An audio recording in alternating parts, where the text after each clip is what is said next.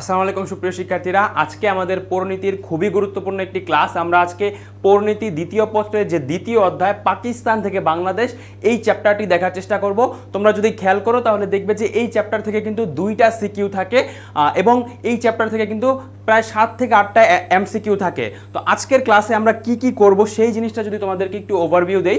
আমরা প্রথমে গুরুত্ব অনুধাবন করব, অর্থাৎ এই চ্যাপ্টারে মূলত কোন জায়গাগুলো থেকে সিকিউ আসে সেই জিনিসগুলো আমরা দেখার চেষ্টা করব এবং তোমাদের ওয়ান টাইপ অফ একটা সাজেশন দিব যে এই টপিকগুলো তুমি পড়ো, এই টপিকগুলো পড়লে মোটামুটি এই যে দুইটা সিকিউ থাকবে এই দুইটা সিকিউ খুব ভালোভাবে তুমি অ্যান্সার করতে পারবে।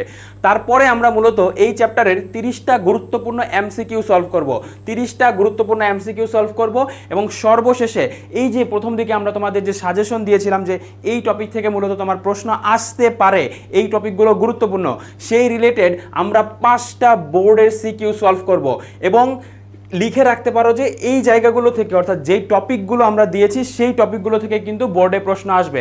তো মোটামুটি আমাদের ক্লাসের ওভারভিউ বা সামারি হচ্ছে এইটা এবং এই ক্লাসটা যদি তোমরা করো তাহলে মোটামুটি এই যে পাকিস্তান থেকে বাংলাদেশ টপিকের যে বেসিক সেটা মোটামুটি তোমার ডেভেলপ হয়ে যাবে এবং এই চ্যাপ্টার থেকে কিন্তু বলা যায় যে অ্যাডমিশনেও কিন্তু অনেকটা প্রশ্ন থাকে এবং এই বছর ঢাকা বিশ্ববিদ্যালয়ে যে প্রশ্নটা এসেছিল মূলত আমরা দেখতে পাই যে এই চ্যাপ্টারের ভিতরে কিন্তু সেই জিনিসটা আলোচনা করা ছিল।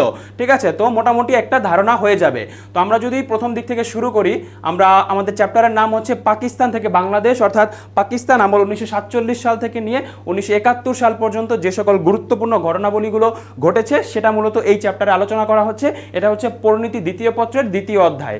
তো আমরা যদি যাই, এই চ্যাপ্টারের নামটা হচ্ছে পাকিস্তান থেকে বাংলাদেশ।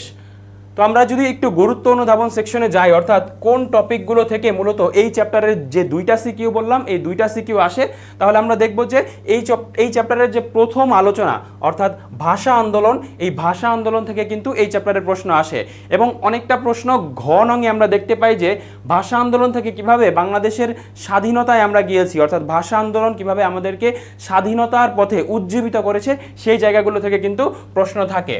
তারপরে আমাদের দ্বিতীয় যে টপিক সেটা হচ্ছে যুক্তফ্রন্টের নির্বাচন। আমরা জানি যুক্তফ্রন্ট নির্বাচন অনুষ্ঠিত হয়েছিল 1954 সালে, সেই যুক্তফ্রন্ট নির্বাচন থেকে প্রশ্ন থাকে এবং এই নির্বাচনে কেন মুসলিম লীগ পরাজয় হয়েছিল এই জিনিসগুলো থেকে কিন্তু গ বা ঘতে প্রশ্ন থাকে, যুক্তফ্রন্ট থেকে প্রশ্ন থাকে এবং আমরা দেখতে পাই যুক্তফ্রন্টের মূলত প্রতিযোগী ছিল মুসলিম লীগ। মুসলিম লীগের কেন পরাজয় হয়েছিল, যেই দলটা আমরা দেখতে পাই বঙ্গভঙ্গের পরবর্তী সময়ে গঠিত হয়েছিল মুসলিমদের স্বার্থ রক্ষার জন্য, পাকিস্তানে কেন এই মুসলিম লীগের 1954 সালের প্রাদেশিক নির্বাচনে পরাজয় হয়েছিল সেই জায়গাগুলো থেকে কিন্তু প্রশ্ন থাকে। তারপরে আমরা দেখতে পাই পাকিস্তানের যে প্রথম সংবিধান প্রণয়ন হয় 1956 সালে, এই 56 সালের সংবিধানের বৈশিষ্ট্য কি এবং কেন এই সংবিধান ব্যর্থতায় পর্যবসিত হয় সেই কারণগুলো থেকে কিন্তু প্রশ্ন থাকে। অর্থাৎ 1956 সালের সংবিধান থেকে প্রশ্ন থাকে এবং সংবিধান কেন ব্যর্থ হয়েছিল এই জায়গাগুলো থেকে প্রশ্ন থাকে। তারপরে 1969 সালের যে গণ অভ্যুত্থান হয়েছিল আইয়ুব খানের বিরুদ্ধে, সেই গণ অভ্যুত্থান থেকে কিন্তু প্রশ্ন থাকে। এগুলো হচ্ছে একদম হটস্টার টপিক এবং এই টপিকগুলো থেকেই কিন্তু প্রশ্ন থাকবে এবং তোমার যদি এই টপিকগুলো ক্লিয়ার হয়ে যায় তুমি তো আর সৃজনশীল মুখস্থ করতে পারবা না। তো এই টপিকগুলো যদি তুমি ক্লিয়ার করো তাহলে যেইভাবেই সৃজনশীল আসুক না কেন তুমি কিন্তু সেইভাবেই লিখে আসতে পারবা এবং এই 5টা সিকিউ যে তোমাদের দেখানো হবে আশা করি যদি মনোযোগ দিয়ে দেখো এই টাইপের যদি সিকিউ আসে তুমি সেটা পরীক্ষায় অ্যান্সার করতে পারবা। তারপরে আমরা দেখি যে প্রবাসী সরকার এবং মুক্তিযুদ্ধ থেকে মূলত প্রশ্ন আসে। আমরা দেখতে পাই 1971 সালের 10ই এপ্রিল কিন্তু বাংলাদেশের যে প্রবাসী সরকার যেটা মুজিবনগর সরকার নামে পরিচিত সেই সরকার থেকে মূলত প্রশ্ন থাকে এবং মুক্তিযুদ্ধ থেকে কিন্তু প্রশ্ন থাকে। তো এই যে হট টপিক, এই হট টপিক রিলেটেড সিকিউগুলোই আমরা দেখার চেষ্টা করব এবং এই টপিকগুলো থেকে যদি প্রশ্ন থাকে যেটা বললাম তুমি কিন্তু অ্যান্সার করতে পারবে। তো এর পাশাপাশি আমরা এই চ্যাপ্টারের গুরুত্বপূর্ণ 30টা এমসিকিউ সলভ করব এবং এই এমসিকিউগুলো মূলত তোমার যে বেসিক এই বেসিকটা ডেভেলপ করে দিবে। তাহলে আমরা যদি প্রথম এমসিকিউতে যাই, বাংলাদেশের স্বাধীনতার ঘোষণার আদেশ জারি করা হয় কবে? বাংলাদেশের যে স্বাধীনতার ঘোষণার আদেশ এটা মূলত জারি করা হয় 1971 সালের 10ই এপ্রিল। 1971 সালের 10ই এপ্রিল বাংলাদেশের স্বাধীনতার ঘোষণাপত্র জারি করা হয় এবং এই একই দিন আমরা দেখতে পাই যে মুজিবনগর সরকার কিন্তু গঠিত হয়। তোমার প্রশ্ন আসতেই পারে যে মুজিবনগর সরকার কবে গঠিত হয়? একই দিন 1971 সালের 10ই এপ্রিল কিন্তু মুজিবনগর সরকারও গঠিত হয়? মুজিবনগর সরকার গঠিত হয় 1971 সালে 10ই এপ্রিল এবং বাংলাদেশের স্বাধীনতার ঘোষণার আদেশও কিন্তু জারি করা হয় 1971 সালে 10ই এপ্রিল। এবং এই জায়গা থেকে আরেকটা প্রশ্ন আসতে পারে যে এই যে মুজিবনগর সরকার গঠন করা হয়েছিল, এই সরকার শপথ গ্রহণ করে কবে? এই সরকার কিন্তু শপথ গ্রহণ করে 1971 সালের 17ই এপ্রিল। শপথ গ্রহণ করে 1971 সালে 17ই এপ্রিল কিন্তু এই সরকার শপথ গ্রহণ করে এবং এই সরকারকে শপথ বাক্য পাঠ করান অধ্যাপক ইউসুফ আলী। এই জায়গাগুলো থেকে কিন্তু প্রশ্ন আসতে পারে। শপথ বাক্য পাঠ করান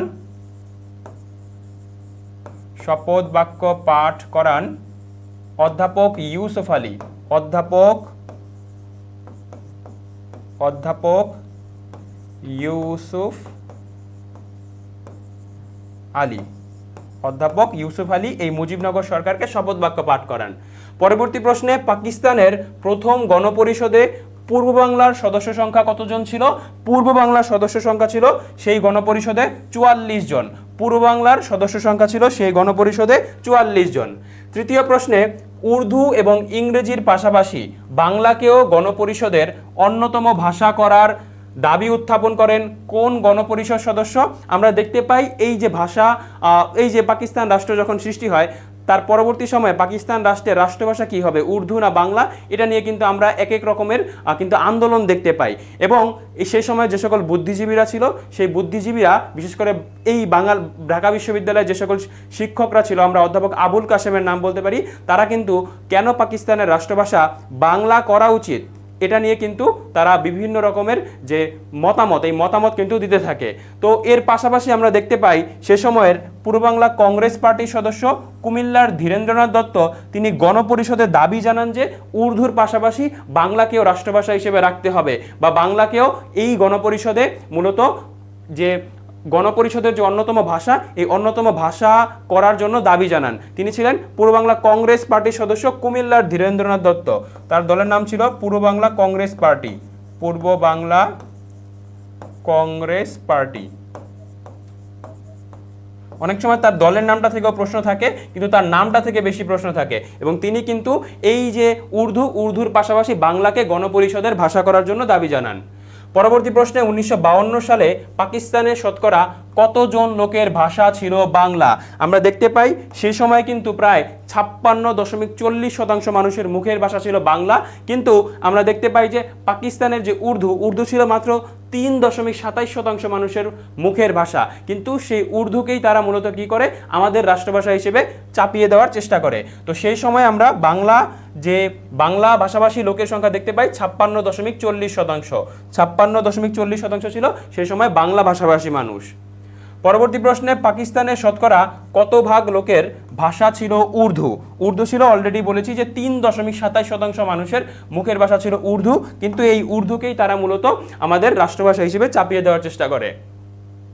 পরবর্তীতে আমরা দেখতে পাই এই যে ভাষা আন্দোলন, আমরা অলরেডি বলেছি যে ঢাকা বিশ্ববিদ্যালয়ে যে সকল শিক্ষকরা ছিল তারা কিন্তু এই ভাষা আন্দোলনের সময় কেন পাকিস্তানের রাষ্ট্রভাষা বাংলা হওয়া উচিত এই নিয়ে কিন্তু যুক্তি তর্ক এই জিনিসগুলো উত্থাপন করে।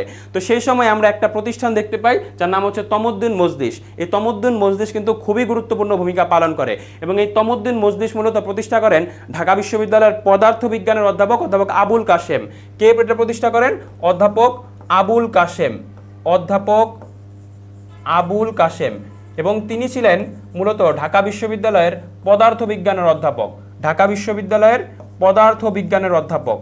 এই যে দুইটা জায়গা বললাম, এই জায়গাগুলো তুমি যখন অ্যাডমিশনে আসবা তখন কিন্তু এই জায়গাগুলো থেকেও কিন্তু প্রশ্ন থাকে, ঠিক আছে? এই চ্যাপ্টারটা তোমার মূলত অ্যাডমিশনেও কিন্তু সহায়তা করবে। তো ঢাকা বিশ্ববিদ্যালয়ের পদার্থবিজ্ঞানের অধ্যাপক আবুল কাশেম, তার নেতৃত্বে কিন্তু 3 সদস্য বিশিষ্ট তমদ্দুন মজলিস গঠন করা হয় এবং এই তমদ্দুন মজলিস গঠন করা হয় 1947 সালের 1 সেপ্টেম্বর। 1947 সালের 1 সেপ্টেম্বর অধ্যাপক আবুল কাশেমের নেতৃত্বে এই তমদ্দুন মজলিস গঠন করা হয়, যেটা মূলত ভাষা আন্দোলনের ক্ষেত্রে গুরুত্বপূর্ণ ভূমিকা পালন করেছে। এবং তারা একটা পুস্তিকা বা বই বের করেছিল যার নাম হচ্ছে পাকিস্তানের রাষ্ট্রভাষা বাংলা না উর্দু। পাকিস্তানের রাষ্ট্রভাষা বাংলা না উর্দু। এই বইটা থেকে অনেক সময় প্রশ্ন আসে। পাকিস্তানের রাষ্ট্রভাষা, বইয়ের নামটা ছিল বা পুস্তিকার নামটা ছিল পাকিস্তানের রাষ্ট্রভাষা বাংলা না উর্দু। এবং এই যে পুস্তিকা বা এই বইটাতে মূলত যুক্তি তর্ক উপস্থাপন করা হয় কেন পাকিস্তানের রাষ্ট্রভাষা বাংলা হওয়া উচিত, ঠিক আছে। কারণ এই অঞ্চলের সংখ্যাগরিষ্ঠ মানুষের মুখের ভাষা ছিল বাংলা, শুধু এই অঞ্চল না, পুরো পাকিস্তানের সংখ্যাগরিষ্ঠ মানুষের মুখের ভাষা ছিল বাংলা। পরবর্তীতে কার নেতৃত্বে তমুদ্দিন মজলিস গঠন করা হয়, আমরা অলরেডি এটা দেখে এসেছি, অধ্যাপক আবুল কাসেমের নেতৃত্বে তমুদ্দিন মজলিস গঠন করা হয়। তারপরের প্রশ্নে, যুক্তফ্রন্ট নির্বাচন হয় কত সালে?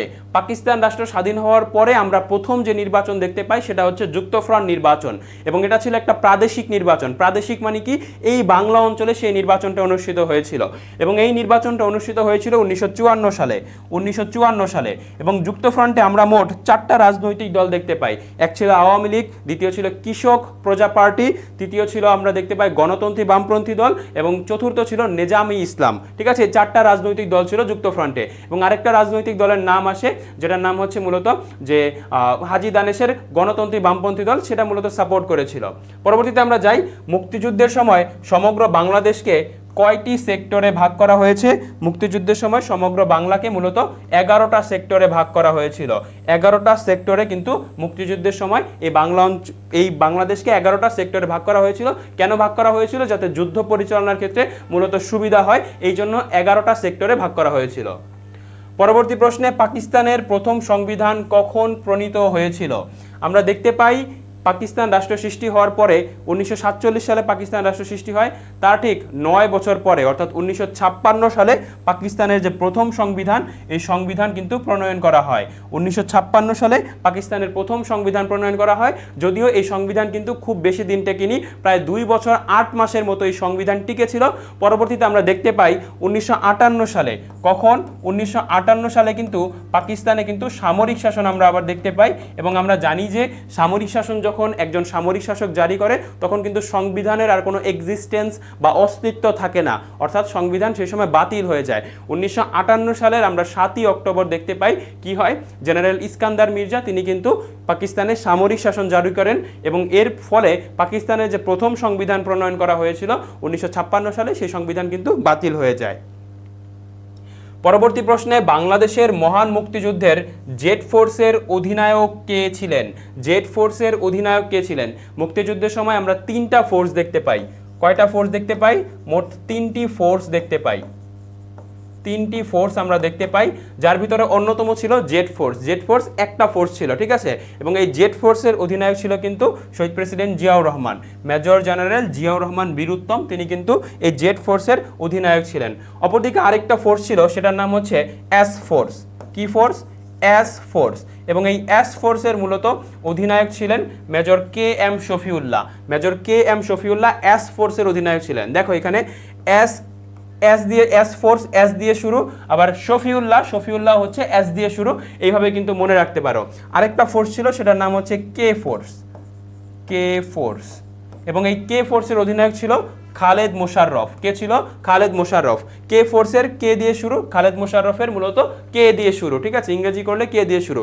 এই 3টা ফোর্স মূলত গঠন করা হয়েছিল, যেখানে জেড ফোর্সটা হচ্ছে সবচেয়ে বেশি গুরুত্বপূর্ণ, কারণ এখন যেহেতু মানে শহীদ প্রেসিডেন্ট জিয়াউর রহমান নিয়ে আগে প্রশ্ন আসতো না, এখন যেহেতু এটা রিলিভেন্ট, তো এই জায়গাগুলো থেকে কিন্তু প্রশ্ন আসতে পারে।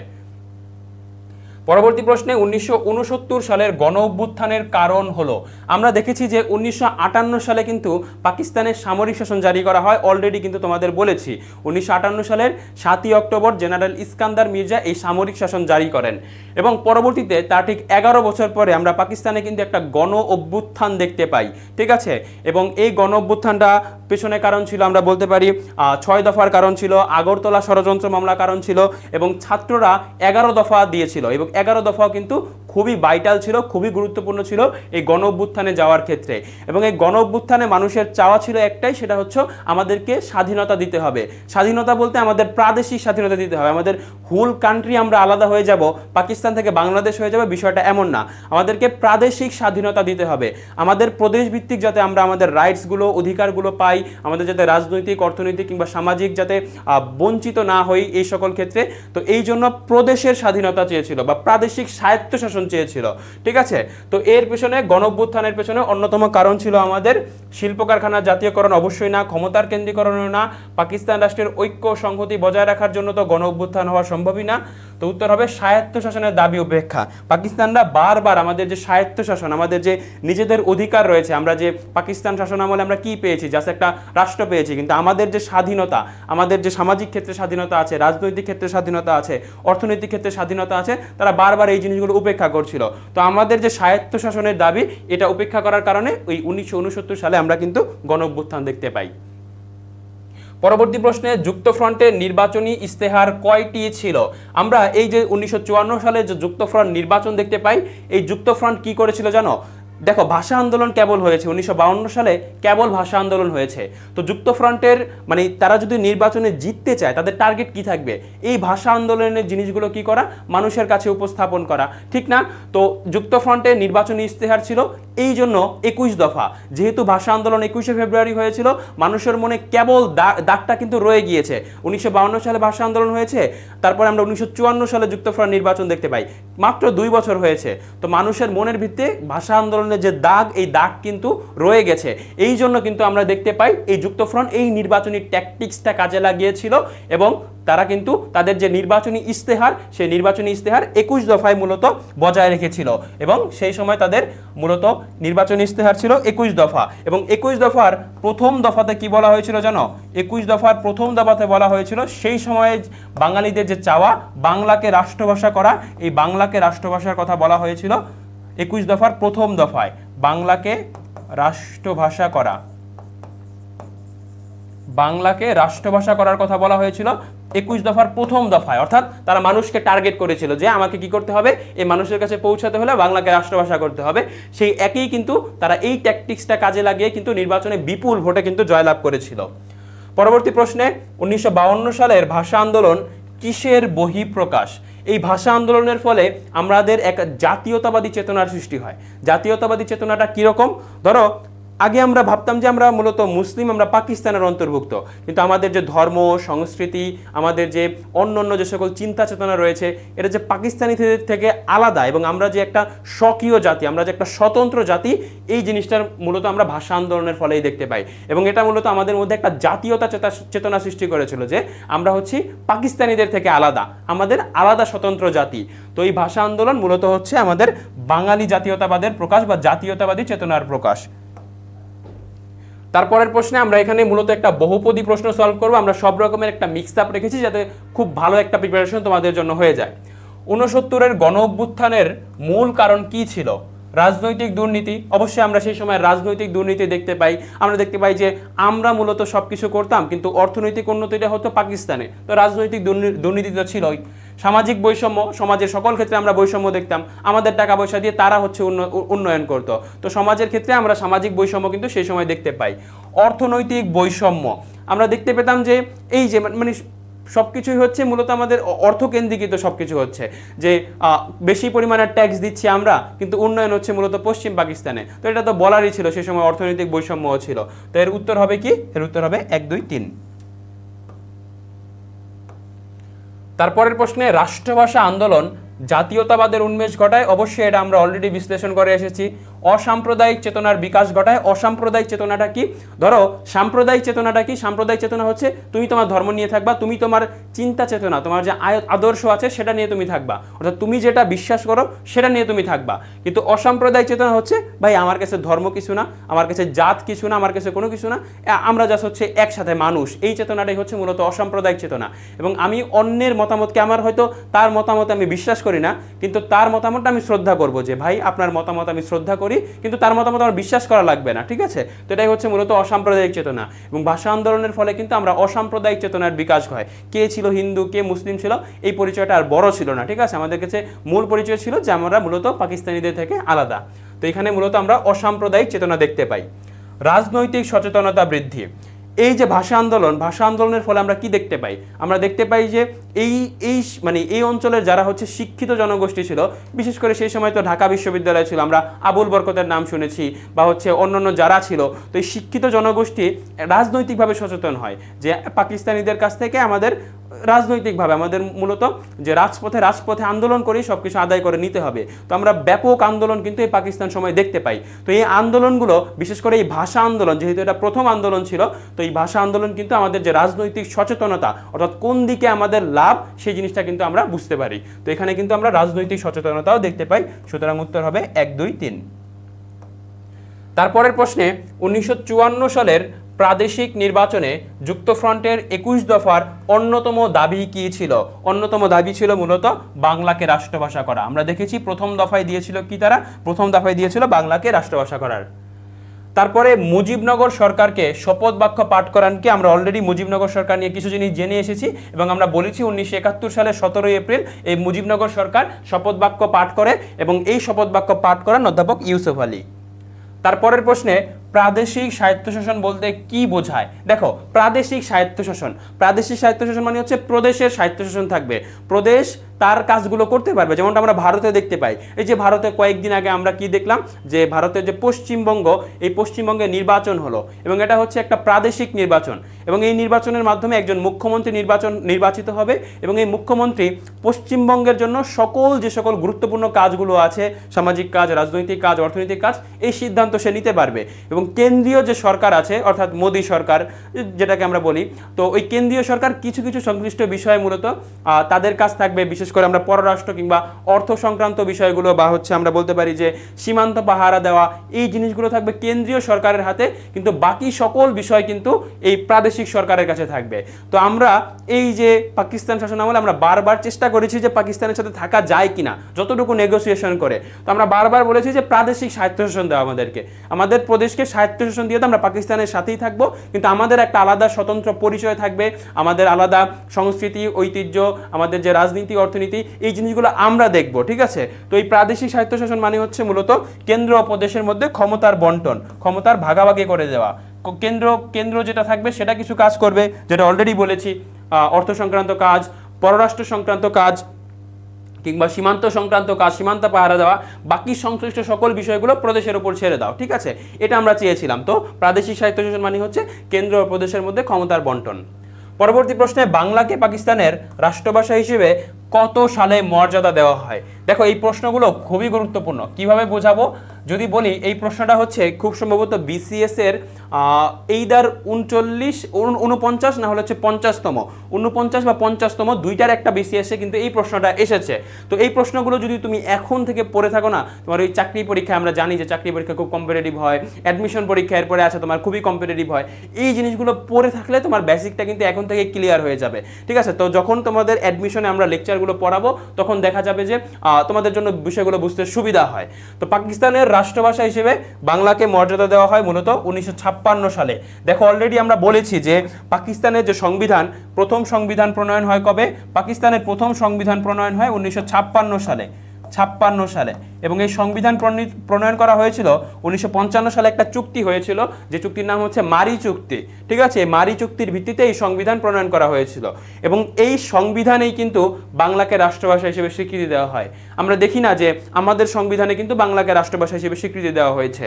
তো পাকিস্তানের যে সংবিধান, প্রথম সংবিধান, রাষ্ট্রভাষা হিসেবে তো সংবিধানের স্বীকৃতি থাকতে হবে, ঠিক না? সংবিধান হচ্ছে একটা মৌলিক দলিল, যেখানে সব কিছু লেখা থাকে, রাষ্ট্র কিভাবে ফাংশন করবে, রাষ্ট্রের রাজধানী কোনটা, রাষ্ট্রের হচ্ছে গিয়ে রাষ্ট্রভাষা কোনটা, এই জিনিসগুলো কিন্তু সংবিধানে উল্লেখ থাকে। তো পাকিস্তানের প্রথম সংবিধান প্রণয়ন করা হয় 1956 সালে এবং এই 56 সালের সংবিধানেই কিন্তু পাকিস্তানের রাষ্ট্রভাষা হিসেবে বাংলা এবং উর্দু দুইটাকে কিন্তু স্বীকৃতি দেওয়া হয়েছিল। পরবর্তী প্রশ্নে 1952 সালের ভাষা আন্দোলন কিসের বহিঃপ্রকাশ? 1952 সালের ভাষা আন্দোলন হচ্ছে জাতীয়তাবাদী চেতনার বহিঃপ্রকাশ। তারপরের প্রশ্নে 1971 সালের কত তারিখে পাক বাহিনী আত্মসমর্পণ করে? আমরা দেখতে পাই 9 মাসের দীর্ঘ যুদ্ধের পরে 1971 সালের 16 ডিসেম্বর কিন্তু প্রায় 93,000 সৈন্য নিয়ে পাকিস্তান বাহিনী কিন্তু রমনার তৎকালীন রেসকোর্স ময়দানে, বর্তমান নাম হচ্ছে সোহরাওয়ার্দী উদ্যান, এখানে কিন্তু আত্মসমর্পণ করে।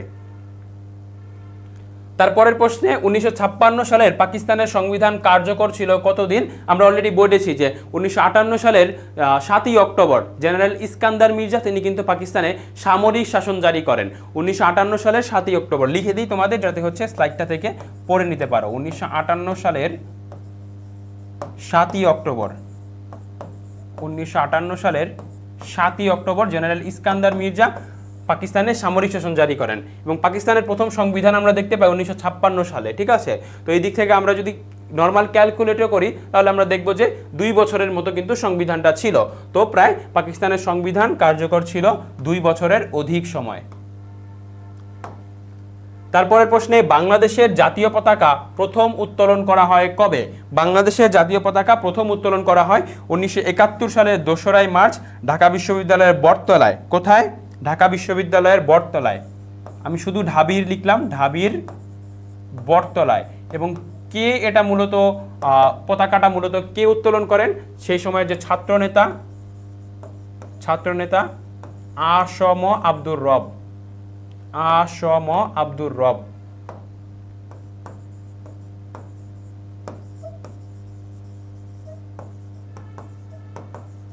আচ্ছা, তারপরে প্রশ্নে আমরা যাই। 1971 সালের অপারেশন সার্চলাইট কত তারিখে সংগঠিত হয়েছিল? তো 1971 সালের 7ই মার্চ বঙ্গবন্ধু স্বাধীনতার ঘোষণা দেওয়ার পরে বা 7ই মার্চের ভাষণের পরে বাংলায় কিন্তু আমরা একটা অসহযোগ আন্দোলন দেখতে পাই। বাংলার মানুষ তখন বুঝে গিয়েছিল যে আর উপায় নেই, আলাদা হওয়া ছাড়া আর উপায় নেই, ঠিক আছে। তো সেই প্ল্যানকে বা এই অসহযোগ আন্দোলনকে দমন করার জন্য পাকিস্তানিরা যেই অপারেশনটা হাতে নিয়েছিল সেটা হচ্ছে অপারেশন সার্চলাইট। এবং এই অপারেশন সার্চলাইটে আমরা দেখতে পাই ঢাকায় কিন্তু এক রকমের গণহত্যা চালানো হয় 25শে মার্চ রাতে। তো অপারেশন সার্চলাইট কত তারিখে সংগঠিত হয়েছিল? এটা সংগঠিত হয়েছিল 25শে মার্চ রাতে। তারপরের প্রশ্নে এখানে আমাদের একটা উদ্দীপক দেওয়া আছে। উদ্দীপক পরে আমাদের মূলত একটা জ্ঞানমূলক এবং একটা বহুপদী প্রশ্ন সলভ করতে হবে। নিচের উদ্দীপকটি পরে 28 ও 29 নং প্রশ্নের উত্তর দাও। জমিলা বেগম খুব ভোরে মেয়ে শর্মিকে নিয়ে প্রভাত ফেরিতে বের হয়েছেন। শর্মি তার মায়ের কাছে প্রভাত ফেরিতে যাওয়ার কারণ জানতে চাইল। জমিলা বেগম বললেন, মায়ের ভাষা প্রতিষ্ঠায় যারা জীবন উৎসর্গ করেছে তাদের প্রতি শ্রদ্ধা নিবেদনের জন্য যাচ্ছি। উদ্দীপকে জমিলা বেগমের প্রভাত ফেরিতে যাওয়া তোমার পাঠ্য বইয়ের কোন বিষয়কে ইঙ্গিত করে? অবশ্যই এটা বোঝাই যাচ্ছে আমাদের, এটা হবে কি 21শে ফেব্রুয়ারি। দেখো এই সহজ প্রশ্নগুলো কিন্তু বোর্ড পরীক্ষায় আসে, তো এই জিনিসগুলো আশা করি ভুল হওয়ার কথা না। তারপরের প্রশ্নে উদ্দীপকের উক্ত ঘটনার ফলে বাঙালি জীবনে জাতীয় চেতনা সৃষ্টি হয়। আমরা অলরেডি এক্সপ্লেন করেছি জাতীয় চেতনা সৃষ্টি হয়, সাম্প্রদায়িকতা দূর হয়। আমরা বলেছি যে অসাম্প্রদায়িকতা কি করতে পারি? আমরা এর মাধ্যমে অসাম্প্রদায়িকতা অর্জন করতে পারি। তার মানে কি সাম্প্রদায়িকতা আমাদের দূর হয়ে যায়, আমরা যে বিভেদগুলো করি এই বিভেদগুলো আর থাকে না।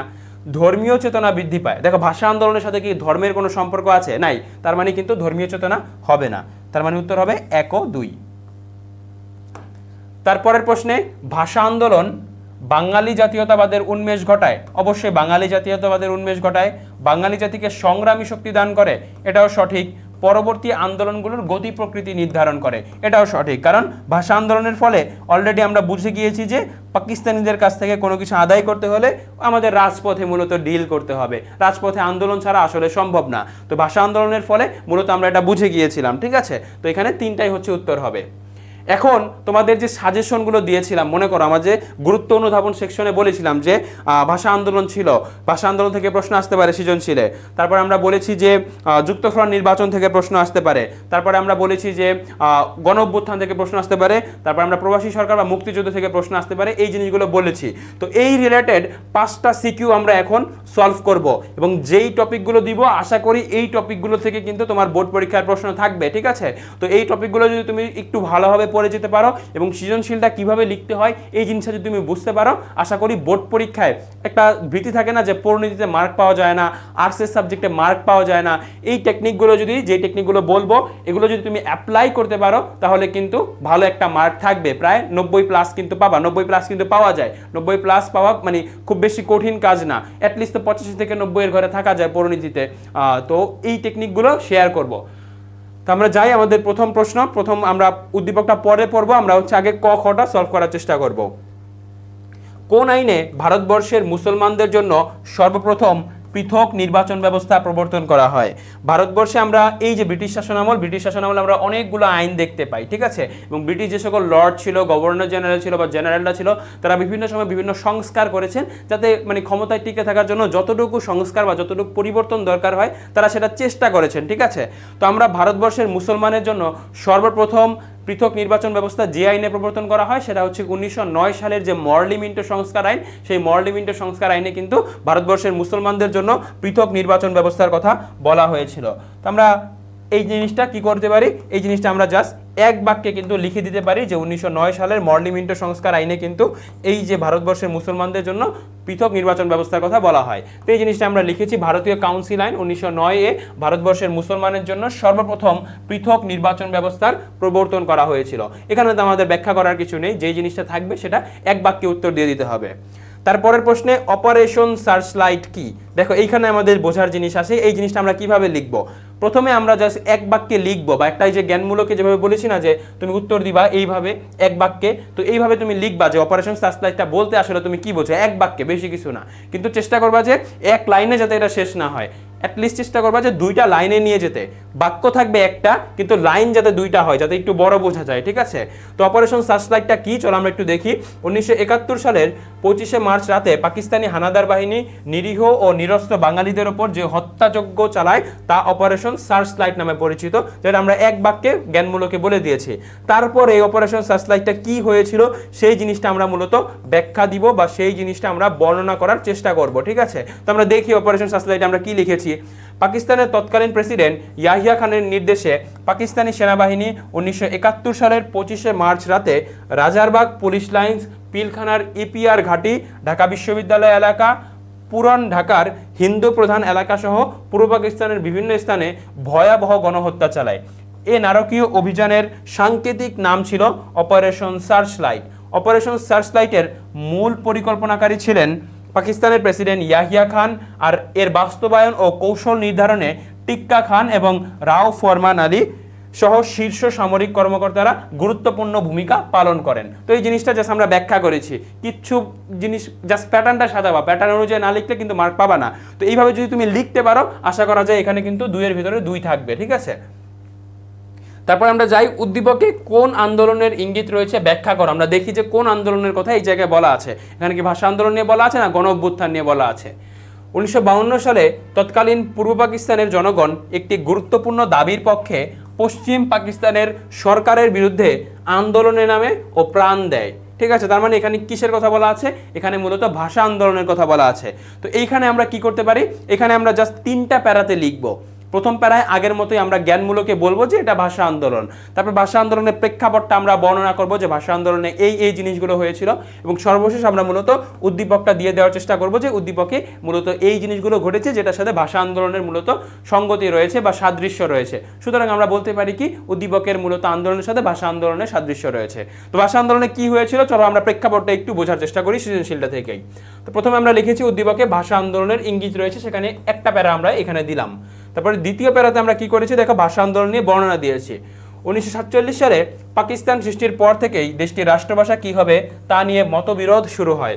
পাকিস্তানের মোট জনগোষ্ঠীর 56.40% মানুষের মুখের ভাষাকে বাদ দিয়ে পাকিস্তানি শাসক গোষ্ঠী পঞ্চম স্থানীয় ভাষা উর্দুকে রাষ্ট্রভাষা করার সিদ্ধান্ত গ্রহণ করে। মোহাম্মদ আলী জিন্নাহ এবং খাজা নাজিমুদ্দিন উর্দুকে পাকিস্তানের একমাত্র রাষ্ট্রভাষা করার ঘোষণা দেন। পূর্ব পাকিস্তানের ছাত্র ও তরুণ সমাজ এই ঘোষণার প্রতিবাদ জানায় এবং তীব্র আন্দোলন গড়ে তোলে। 1952 সালের 21শে ফেব্রুয়ারি তারা পূর্ব পাকিস্তানব্যাপী রাষ্ট্রভাষা দিবস পালনের ঘোষণা দেয়। এই কর্মসূচিকে বানচাল করার জন্য শাসক গোষ্ঠী 144 ধারা জারি করে, কিন্তু ঢাকায় ছাত্র জনতা 144 ধারা ভঙ্গ করে মিছিল বের করে। মিছিলে যখন পুলিশ গুলি করে তখন শহীদ হন সালাম, বরকত, জব্বার, রফিক সহ আরও অনেকে। ফলে ভাষা আন্দোলন বেগবান হয়। এই আন্দোলনের ফলশ্রুতিতে পাকিস্তান সরকার বাংলাকে পাকিস্তানের অন্যতম রাষ্ট্রভাষা হিসেবে স্বীকৃতি দিতে বাধ্য হয়। কত সালে? 1956 সালে। তো যখন এরকম এখানে চেষ্টা করবা যে কিছু স্ট্যাটিস্টিক্স বা হচ্ছে কিছু ডেটা দেওয়া, ঠিক আছে? কিছু ডেটা বা কি হচ্ছে কিছু পরিসংখ্যান দিবা, ঠিক আছে? এই পরিসংখ্যানগুলো দিলে মূলত জিনিসগুলো সুন্দর হবে। যেমন এখানে আমি বলেছি যে পাকিস্তানের মোট বাংলা ছিল কাদের 56.40% মুখের ভাষা বাংলা। তো তুমি এখানে আবার দেখো যে এখানে অলরেডি আমি বলেছি যে পঞ্চম স্থানীয় ভাষা ছিল উর্দু। তুমি এখানে আরও অ্যাড করে দিতে পারো 3.27% মানুষের মুখের গণিতের ভাষা। তো এই জিনিসগুলো যখন স্ট্যাটিস্টিক্স অ্যাড করে লেখাটা লিখবা বা ডেটা অ্যাড করে লেখাটা লিখবা তখন কিন্তু জিনিসগুলো আরও সুন্দর হবে, ঠিক আছে। এবং খাতায় লেখার ক্ষেত্রে চেষ্টা করবা যে ক খ একটা পৃষ্ঠাতে লেখা, গ হচ্ছে গিয়া 1.5 পেজ। আমার ক্ষেত্রে আমি বলবো যে আমি চেষ্টা করতাম যে একই প্যাটার্নের লেখার। বিশেষ করে আমি যখন নটরডেমে ছিলাম আমাদের কুইজ হয়, তুমি যারা জানো না তাদের উদ্দেশ্যে একটু বলি, একটু ব্যাখ্যা করি।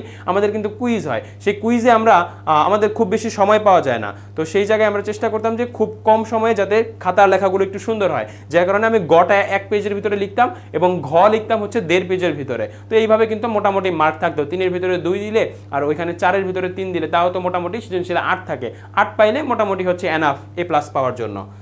তো তারপরে হচ্ছে আমরা কি করেছি, তারপরে দেখো আমরা উদ্দীপকে লিখেছি যে উদ্দীপকে বলা হয়েছে তৎকালীন পূর্ব পাকিস্তানের জনগণ 1952 সালে একটি গুরুত্বপূর্ণ দাবিতে পশ্চিম পাকিস্তানের সরকারের বিরুদ্ধে আন্দোলন করে এবং প্রাণ দেয়। এখানে মূলত ভাষা আন্দোলনের কথা বলা হয়েছে, কেননা ভাষার দাবিতে 1952 সালে পূর্ব পাকিস্তানের জনগণ পাকিস্তানি শাসক গোষ্ঠীর বিরুদ্ধে আন্দোলনের নামে এবং প্রাণ বিসর্জন দেয়, তাই বলা যায় উদ্দীপকে ভাষা আন্দোলনের প্রতিফলন ঘটেছে। তো গ নাম্বারটা আমাদের মোটামুটি শেষ হয়ে গেল। এইভাবে যদি লেখো, যদি হাতের লেখা সুন্দর থাকে তাহলে কিন্তু আশা করা যায় 3-এ 3 না দিলেও 3-এ কিন্তু 2 বা আড়াই কিন্তু পেয়ে যাবে। তারপর আমরা দেখি ঘ নঙে কি বলা হয়েছে, উদ্দীপকে উক্ত আন্দোলন সম্পর্কে শিক্ষকের মন্তব্যের যথার্থতা বিশ্লেষণ করো। দেখি আমরা শিক্ষক কি বলেছেন। দ্বাদশ শ্রেণীর পৌরনীতি ও সুশাসন বিষয়ের একজন শিক্ষক বিষয়টির গুরুত্ব আলোচনা করতে গিয়ে বলেন, উক্ত আন্দোলনের চেতনা থেকেই বাঙালি জাতীয়তাবাদের উন্মেষ ঘটে এবং জন্ম হয় স্বাধীন ও সার্বভৌম বাংলাদেশ। তো তার যে মন্তব্য, এই মন্তব্যের তোমাকে বিশ্লেষণ করতে হবে, অর্থাৎ তোমার মতামতটা কি, তার মন্তব্যটা কি সঠিক নাকি তার মন্তব্যটা ভুল, এই জিনিসটা নিয়ে তোমাকে বিশ্লেষণ করতে হবে। অবশ্যই তার মতামতটা তুমি এখন ভুল বলতে পারবা না, ঠিক না, এটা জাস্ট আমাদের নর্মাল ডিবেটের মতো না। এই জায়গায় তোমাকে মন্তব্যে কি করতে হবে, তার যে সঠিক বলেছে এটা তোমাকে বিশ্লেষণ করতে হবে। তো এই জিনিসটা কিভাবে লিখবা, তুমি প্রথমে হচ্ছে এই মন্তব্য সঠিক এই জিনিসটা বলে তুমি হচ্ছে শুরু করবা যে উক্ত আন্দোলন তথা ভাষা আন্দোলনের চেতনা থেকেই বাঙালি জাতীয়তাবাদের উন্মেষ ঘটেছে, অর্থাৎ আমরা যে আলাদা জাতি, আমরা যে স্বতন্ত্র জাতি, এটা আমরা ভাষা আন্দোলনের ফলেই কিন্তু বুঝতে পারি, এবং জন্ম নেয় স্বাধীন ও সার্বভৌম বাংলাদেশ। উদ্দীপকের শিক্ষকের এই মন্তব্য যথার্থ বা সঠিক। তারপরে তুমি হচ্ছে এই জিনিসটা হচ্ছে ব্যাখ্যা করবা। তো এই জায়গাতে আমি সবসময় তোমাদের বলি যে এই জায়গাগুলো চেষ্টা করবা যে পয়েন্ট আকারে দেওয়ার, বাট এইখানে পয়েন্ট আকারে আসলে দেওয়ার খুব বেশি সুযোগ নেই, এই জন্য কিন্তু ওই তোমার প্যারা আকারে যেতে হচ্ছে। যে জায়গাগুলো পয়েন্ট আকারে দেওয়া যায় সেই জায়গাগুলোতে পয়েন্ট আকারে দিলে ভালো মার্ক থাকে পরিণতিতে, কিন্তু যে জায়গায় পয়েন্ট দেওয়া যায় না সেই জায়গায় এই প্যারা করে লেখার চেষ্টা করবে। তো এই জায়গায় আমরা একটা প্যারা দিয়েছি, তারপরে আমরা দ্বিতীয় প্যারায় এই যে ভাষা আন্দোলন সম্পর্কে বিস্তারিত দিব, কেন এটা আমাদের বাঙালি জাতীয়তাবাদের উন্মেষ ঘটিয়েছিল, কিভাবে ঘটিয়েছিল, এবং কেন এটা আমাদের স্বাধীন সার্বভৌম বাংলাদেশ গঠনের পেছনে গুরুত্বপূর্ণ ভূমিকা পালন করে, সেই জিনিসটা আমরা এখানে ব্যাখ্যা করব। চলো আমরা দেখি যে কি ব্যাখ্যা করেছি এই জায়গায়। ভাষা আন্দোলনকে ঘিরে বাঙালি জাতি প্রথমবারের মতো স্বাধিকারের বিষয়ে সচেতন হয়ে ওঠে।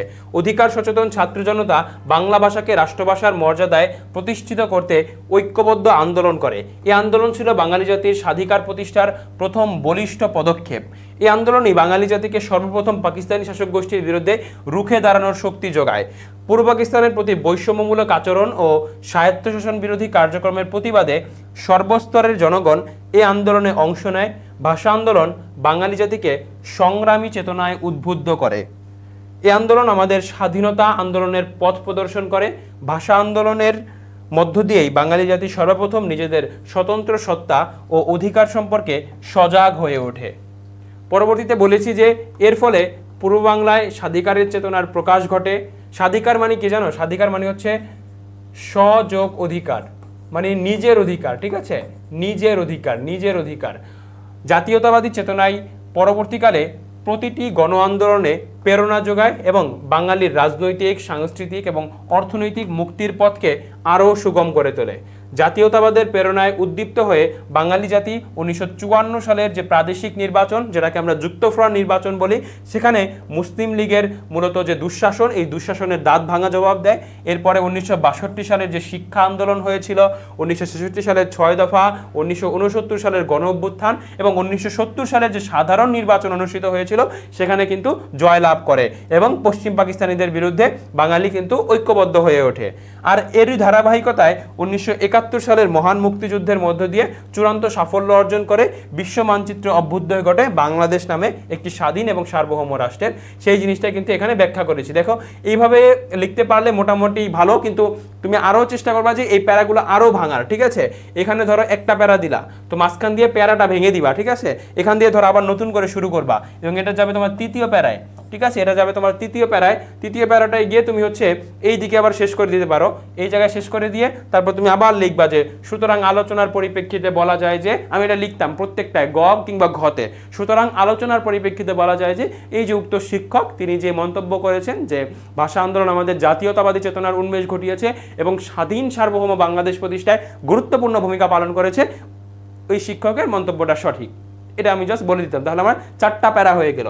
প্রথম প্যারায় আমি হচ্ছে শিক্ষকের মন্তব্যের সাথে একাত্মতা পোষণ করেছি, দ্বিতীয় প্যারায় আমি ভাষা আন্দোলন নিয়ে বলেছি, তৃতীয় প্যারায় আমি হচ্ছে এই মন্তব্যটা বিশ্লেষণ করেছি এবং চতুর্থ প্যারায় গিয়ে আমি কি করলাম, চতুর্থ প্যারায় গিয়ে আমি হচ্ছে এটা যে সঠিক বলেছে এটা জাস্ট মন্তব্য টেনে দিলাম, তাহলে কিন্তু হয়ে যাচ্ছে।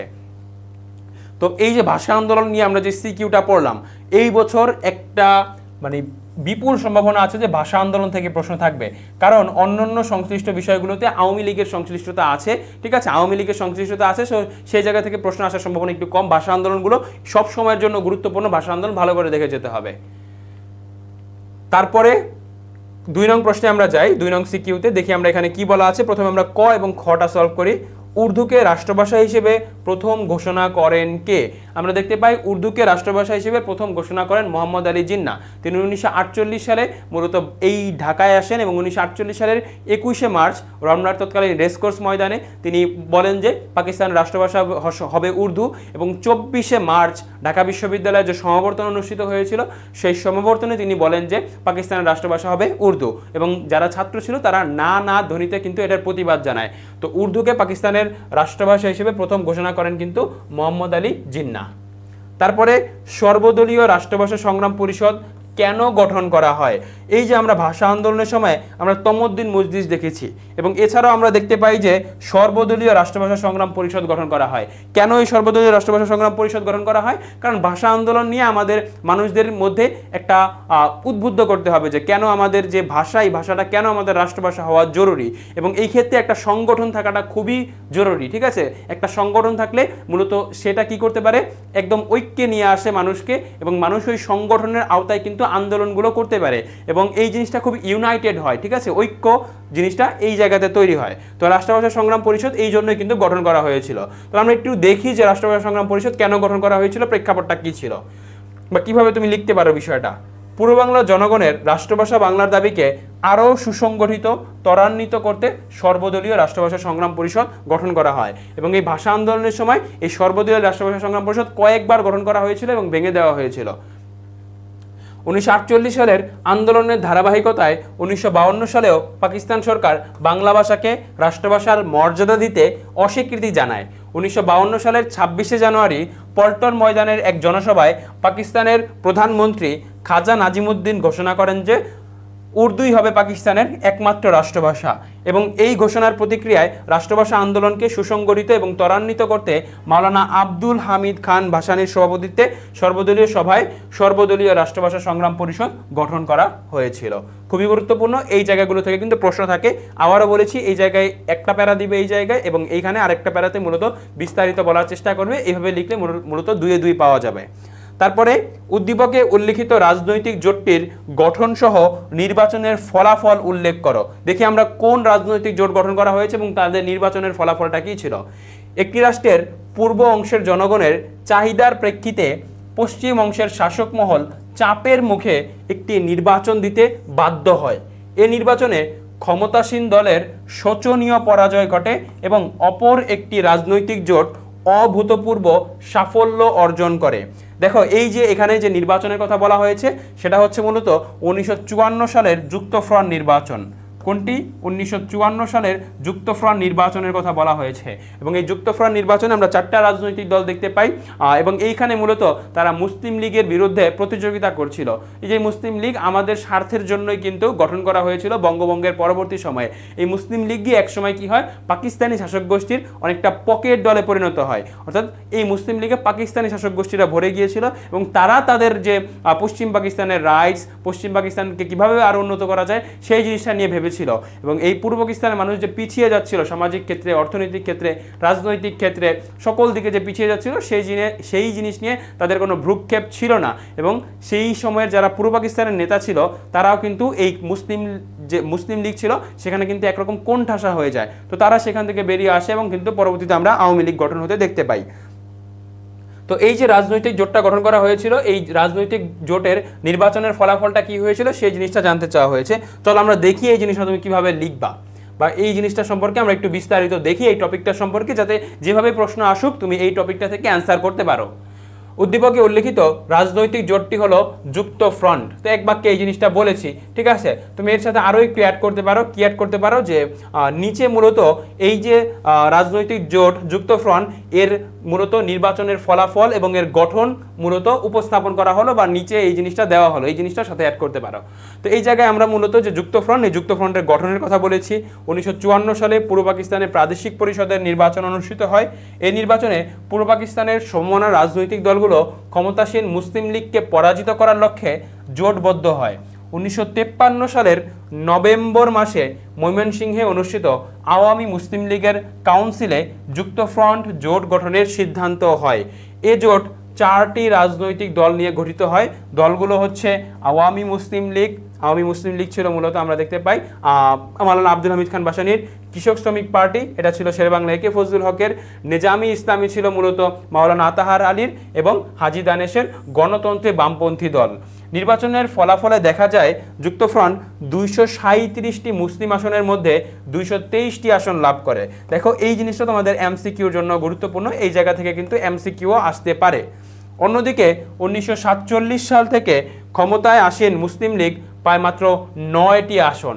অমুসলিম আসনে কংগ্রেস 24টি আসন এবং তফসিলি ফেডারেশন 27টি আসন লাভ করে, এবং স্বতন্ত্র মুসলিম পায় 4টি আসন, এবং স্বতন্ত্র মুসলিম পায় 4টি এবং অমুসলিম পায় 1টি আসন। ঠিক আছে, তো এই ছিল আমাদের নির্বাচনের গঠন বিন্যাস, অর্থাৎ কোন রাজনৈতিক দল কত শতাংশ ভোট পেয়েছে বা হচ্ছে কয়টি আসন পেয়েছে, এই সংশ্লিষ্ট বিষয় যেহেতু জানতে চাওয়া হয়েছে, তো এই জিনিসগুলো হচ্ছে খুব সুন্দর করে শুধুমাত্র আমরা যুক্ত ফ্রন্টেরটাই দেইনি, অন্যান্য যে সকল রাজনৈতিক দলগুলো ছিল তাদেরটাও কিন্তু উপস্থাপন করার চেষ্টা করেছি।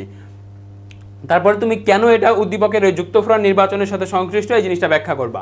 উদ্দীপকে বলা হয়েছে একটি রাষ্ট্রের পূর্ব অংশের জনগণের চাহিদা প্রেক্ষিতে পশ্চিম অংশের শাসক মহল একটি নির্বাচন দিতে বাধ্য হয়। দেখো পাকিস্তানিরা কিন্তু নির্বাচন দিতে চায়নি, কারণ তারা জানতো যে নির্বাচন দিলে তারা কিন্তু হারবে, একদম মানে নিশ্চিত তাদের পরাজয় হবে। তো তারা বারবার পেছাচ্ছিল। 1947 সালে তারা স্বাধীন হওয়ার পরে প্রথম নির্বাচন দেয় 1954 সালে, 7 বছর পরে। ঠিক আছে, তো কিন্তু তারা জানতো যে হারবে, এই জন্য কিন্তু তারা নির্বাচন দিতে চায়নি, অনেকটা বাধ্য হয়ে এই নির্বাচনটা দিয়েছিল। এই নির্বাচনে ক্ষমতাসীন দলের পরাজয় ঘটে এবং অপর একটি রাজনৈতিক জোট অভূতপূর্ব সাফল্য অর্জন করে। এখানে 1954 সালে যুক্তফ্রন্ট নির্বাচনেরই ইঙ্গিত রয়েছে। উক্ত নির্বাচনে পূর্ব পাকিস্তানের রাজনৈতিক দলগুলো যুক্তফ্রন্ট নামে একটি জোট গঠন করে ক্ষমতাসীন দল মুসলিম লীগকে শোচনীয়ভাবে পরাজিত করে। তো এই জিনিসটা কিন্তু আমরা 3টা বাক্যে বা 3টা প্যারায় বলেছি, এইভাবে লিখলে কিন্তু আশা করা যায় 3-এ 3 না পেলেও 2.5 কিন্তু পাওয়া একদম অসম্ভব না। 2.5 কিন্তু হাতের লেখা সুন্দর থাকলে কিন্তু দিয়ে দিবে। তারপরে ঘ নঙে কি বলা হয়েছে চলো আমরা দেখি। এই নির্বাচনে বিজয় বাঙালির ঐক্যবদ্ধ ও অসাম্প্রদায়িক রাজনৈতিক চেতনার ফল, উক্তিটি বিশ্লেষণ করো।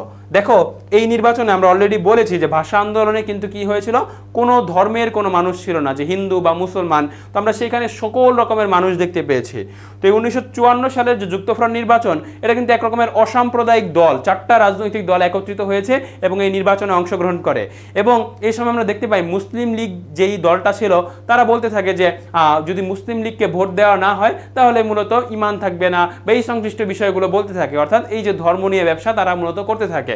তো সেই সময় কিন্তু মানুষ তাদের যে কথা, এই কথা কিন্তু প্ররোচিত হয়নি এবং মুসলিম লীগকে ভোট দেয়নি। ভোট দিয়েছে কিন্তু এই যুক্তফ্রন্টের যে 4টা রাজনৈতিক দল ছিল, এই 4টা রাজনৈতিক দলকে ভোট দিয়েছে।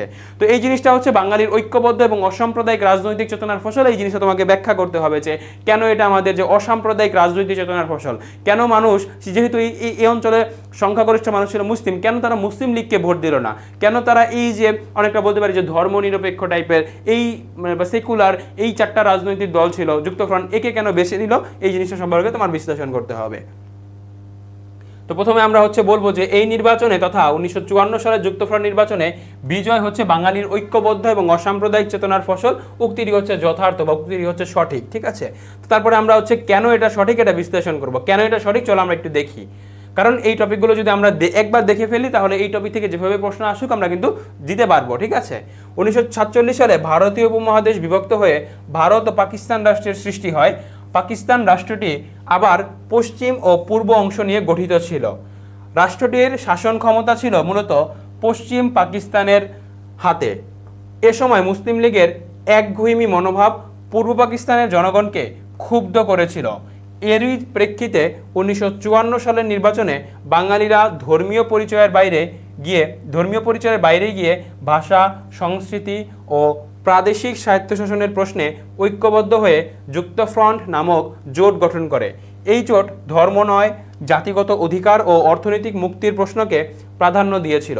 অর্থাৎ বাঙালিরা ধর্মভিত্তিক রাজনীতির পরিবর্তে জাতীয় চেতনা ও ভাষাভিত্তিক একতা গড়ে তোলে। 1954 সালের নির্বাচনে যুক্তফ্রন্ট 21 দফা কর্মসূচি ঘোষণা করে, যেখানে বাংলাকে রাষ্ট্রভাষা হিসেবে স্বীকৃতি, কৃষক শ্রমিকের অধিকার রক্ষা, শিক্ষার প্রসার, দুর্নীতি দমন, পূর্ব পাকিস্তানের স্বায়ত্তশাসন প্রভৃতি দাবি কিন্তু উত্থাপন করে।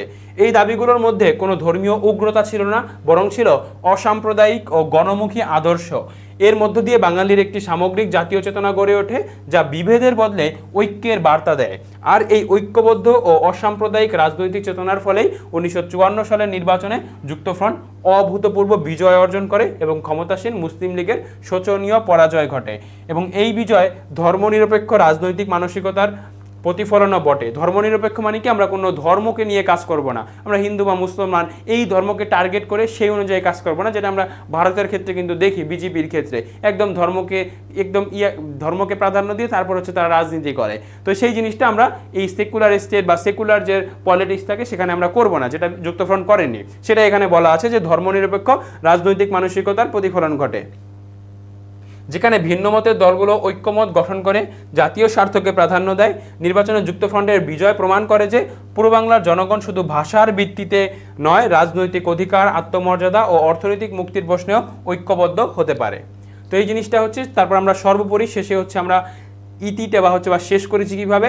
সর্বোপরি বলা যায় 1954 সালের নির্বাচনে যুক্তফ্রন্টের বিজয় ছিল মুসলিম লীগের একচেটিয়া শাসনের বিরুদ্ধে বাঙালির গণতান্ত্রিক ও অসাম্প্রদায়িক প্রতিরোধ, যা স্বাধীন বাংলাদেশের বীজ রোপণ করে এবং একটি অসাম্প্রদায়িক রাষ্ট্রের পথ প্রদর্শক হয়ে ওঠে। তো আমরা দ্বিতীয় সিকিউতে আমরা যুক্তফ্রন্ট নিয়ে অনেক বিস্তারিত দেখলাম।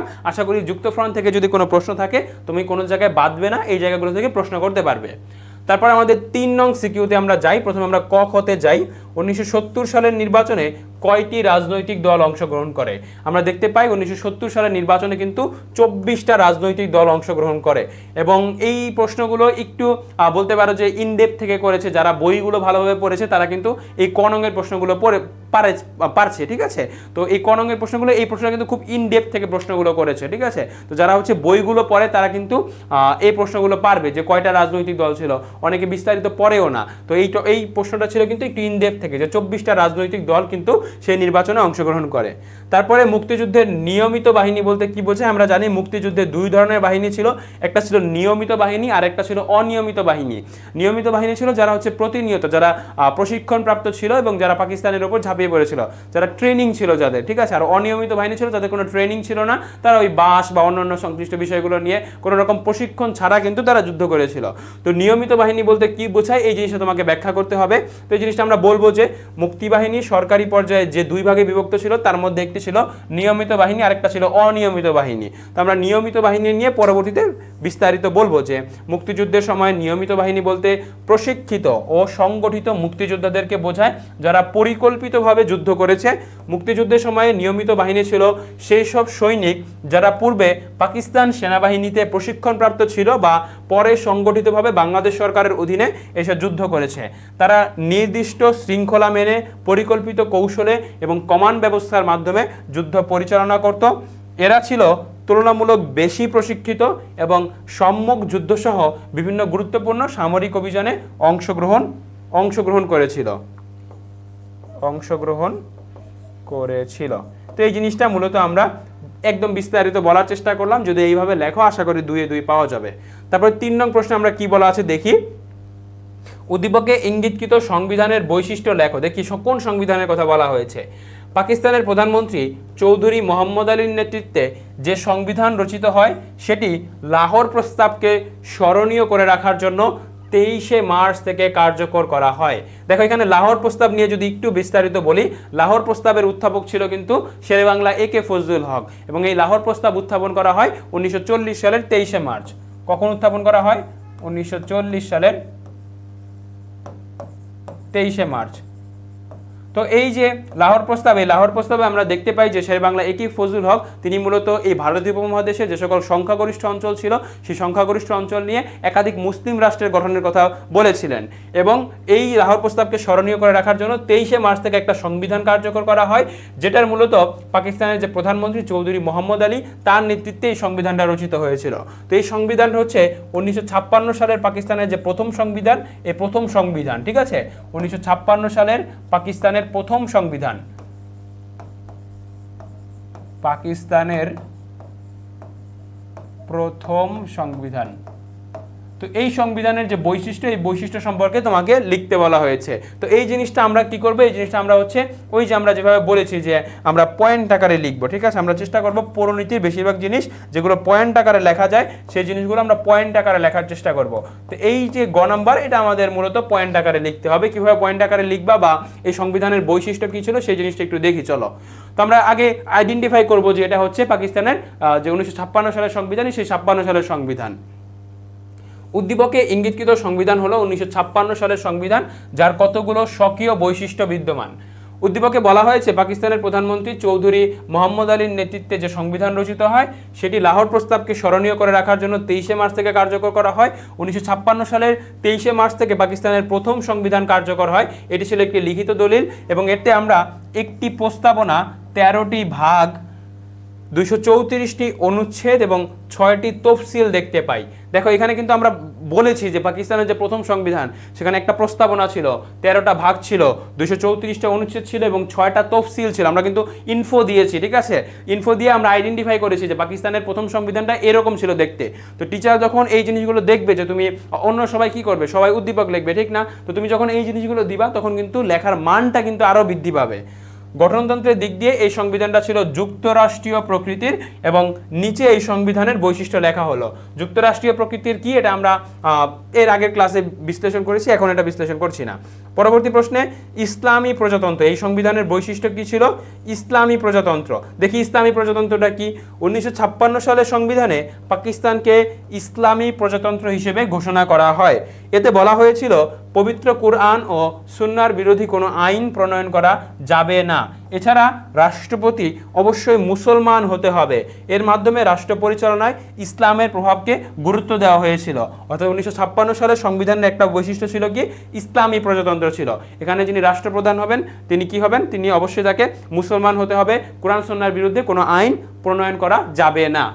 তারপরে 1956 সালের সংবিধানের দ্বিতীয় বৈশিষ্ট্য হচ্ছে প্রতিনিধিত্বমূলক গণতন্ত্র। প্রতিনিধিত্বমূলক গণতন্ত্র কি, আমরা জানি গণতন্ত্র হচ্ছে দুই প্রকার, এক হচ্ছে প্রত্যক্ষ গণতন্ত্র এবং দ্বিতীয় হচ্ছে পরোক্ষ গণতন্ত্র। এবং এই পরোক্ষ গণতন্ত্রের অপর নামই হচ্ছে প্রতিনিধিত্বমূলক গণতন্ত্র। এখানে কি হয়, এখানে আমরা সরাসরি কিন্তু আমরা অংশগ্রহণ করি না মূলত, বা আমরা হচ্ছে ক্ষমতায় যাই না, আমরা নির্দিষ্ট একটা এলাকা থেকে আমাদের যে সকল রিপ্রেজেন্টেটিভ আছে বা প্রতিনিধি আছে তাদেরকে নির্বাচন করি এবং তারা কিন্তু ক্ষমতায় যায়। এই জিনিসটা হচ্ছে প্রতিনিধিত্বমূলক গণতন্ত্র এবং এটা কিন্তু 1956 সালের সংবিধানের অন্যতম একটি বৈশিষ্ট্য ছিল।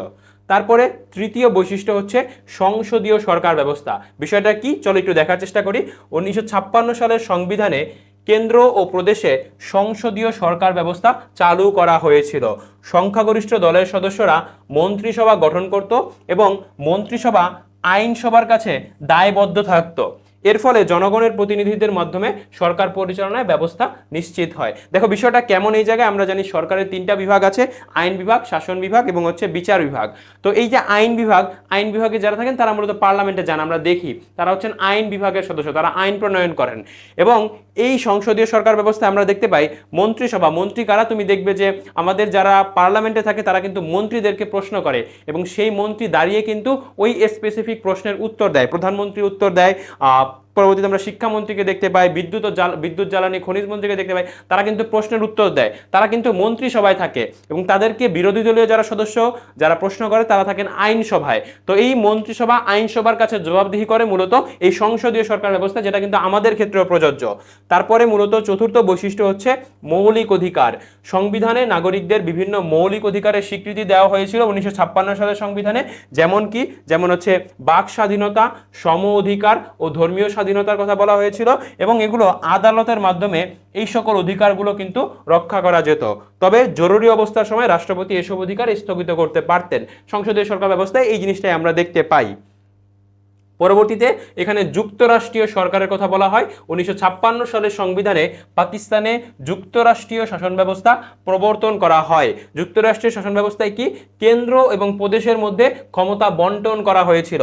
কেন্দ্র থাকতো, কেন্দ্র কি করবে, কেন্দ্র ওই পররাষ্ট্র সংক্রান্ত, অর্থ সংক্রান্ত বা সীমান্ত সংক্রান্ত বিষয়গুলো দেখবে, আর প্রদেশে যেহেতু প্রাদেশিক স্বায়ত্তশাসন দেওয়া হচ্ছে, প্রদেশ বাকি অন্যান্য যে সকল কাজগুলো আছে সেই জিনিসগুলো দেখবে এবং প্রাদেশিক স্বায়ত্তশাসনের নীতি অনুসরণ করা হয়েছিল এই 1956 সালের সংবিধানে এবং এর ফলে কেন্দ্র ও প্রদেশ উভয়ের ক্ষমতার একটা ভারসাম্য বজায় রাখার চেষ্টা করা হয়। তো আমাদের যে প্রশ্ন ছিল এই সংবিধানের বৈশিষ্ট্যগুলো ব্যাখ্যা করো, তো আমরা কিন্তু এরকম ভাবে যদি 4-5টা বৈশিষ্ট্য দিতে পারি তাহলে কিন্তু আশা করা যায় 3-এর ভিতরে 2 বা আড়াই কিন্তু থাকবে।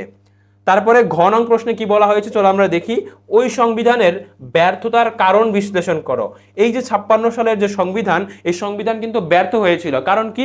কারণ আমরা দেখতে পাই 1958 সালে কিন্তু এই সংবিধানকে স্বীকৃতি না দিয়ে বা সংবিধান বাতিল করে কিন্তু আমরা জেনারেল ইস্কান্দার মির্জা তিনি কি করেন, তিনি কিন্তু সামরিক শাসন জারি করেন। তার মানে কিন্তু সংবিধান ব্যর্থতায় পর্যবসিত হয়। সংবিধান 2 বছর 8 মাসের মতো টিকে ছিল। তারপরে কিন্তু এই সংবিধান পরবর্তীতে সামরিক শাসকরা কিন্তু মেনে নেয়নি। তো এই যে সংবিধান ব্যর্থ হয়ে গেল, এর পেছনে কারণ কি ছিল সেই জিনিসটা আমাদেরকে বিশ্লেষণ করতে হবে এবং এই জিনিসটা আমরা আগের মতোই মূলত পয়েন্ট আকারে দেওয়ার চেষ্টা করব যে 1956 সালের সংবিধানটা কেন মূলত এই সংবিধান মূলত ভেঙে পড়েছিল বা বাতিল করা হয়েছিল। তো প্রথমে আমরা হচ্ছে এই প্রেক্ষাপটগুলো একটু বর্ণনা করব যে উদ্দীপকে উল্লেখিত সংবিধান তথা 1956 সালের সংবিধান নানান কারণে ব্যর্থ হয়। উদ্দীপকে 1956 সালের সংবিধানকে নির্দেশ করা হয়েছে, বিভিন্ন কারণে সংবিধান ব্যর্থতায় পর্যবসিত হয়, কেন তা ব্যর্থতায় পর্যবসিত হয় নিচে তা উল্লেখ করা হলো এবং এই জিনিসগুলো আবার আগের মতো আমরা পয়েন্ট আকারে দিব। এবং প্রথম পয়েন্ট হচ্ছে কি, রাজনৈতিক অস্থিরতা এবং দুর্বল সরকার। 1956 সালের সংবিধান কার্যকর হওয়ার সময় পাকিস্তানে কোনো স্থিতিশীল রাজনৈতিক সরকার ছিল না।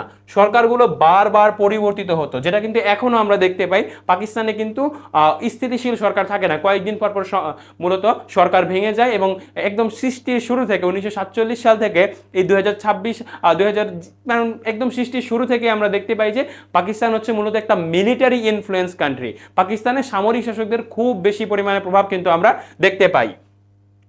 তো সরকারগুলো হচ্ছে বারবার পরিবর্তিত হয় এবং কোনো দলই দীর্ঘ সময় পর্যন্ত ক্ষমতায় থাকতে পারে না।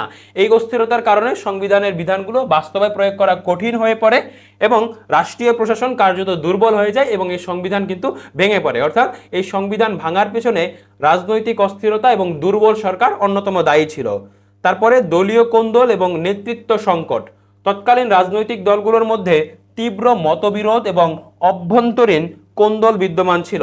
নেতাদের মধ্যে পারস্পরিক আস্থা ও ঐক্যের অভাবে একটি শক্তিশালী সরকার গঠন করা সম্ভব হয়নি। নেতৃত্বের দুর্বলতা এবং ক্ষমতার লড়াই সংবিধানের স্থায়িত্বকে মারাত্মকভাবে ক্ষতিগ্রস্ত করে। অর্থাৎ সেই সময় আমরা দেখতে পাই যে কোনো স্থায়ী কোনো রাজনৈতিক দল কিন্তু ছিল না। বারবার হচ্ছে রাজনৈতিক দলগুলোর মধ্যে মতবিরোধ, কোন্দল এবং তাদের নিজেদের মধ্যে যে বোঝাপড়ার অভাব, এই জিনিসটার কারণে কিন্তু সংবিধান বেশ কিছুদিন ধরে টিকতে পারেনি। তারপরে সামরিক হস্তক্ষেপের প্রভাব, যে সে সময় পাকিস্তানের রাজনীতিতে সেনাবাহিনীর প্রভাব ক্রমশ বৃদ্ধি পায় এবং এখনও কিন্তু আমরা মূলত পাকিস্তানের রাজনীতিতে সেনাবাহিনীর প্রভাব দেখতে পাই। গণতান্ত্রিক সরকারকে দুর্বল করে সামরিক বাহিনী রাষ্ট্রীয় সিদ্ধান্তে হস্তক্ষেপ করতে শুরু করে, ফলে সংসদীয় শাসন ব্যবস্থা কার্যকরভাবে চলতে পারেনি এবং গণতান্ত্রিক কাঠামো ভেঙে পড়ে। যেই দেশে সামরিক ইনফ্লুয়েন্স বেশি থাকে সেই দেশে কিন্তু কোনো সরকার টিকে থাকতে পারে না। আমরা মায়ানমারকে এর উদাহরণ হিসেবে কিন্তু নিতে পারি।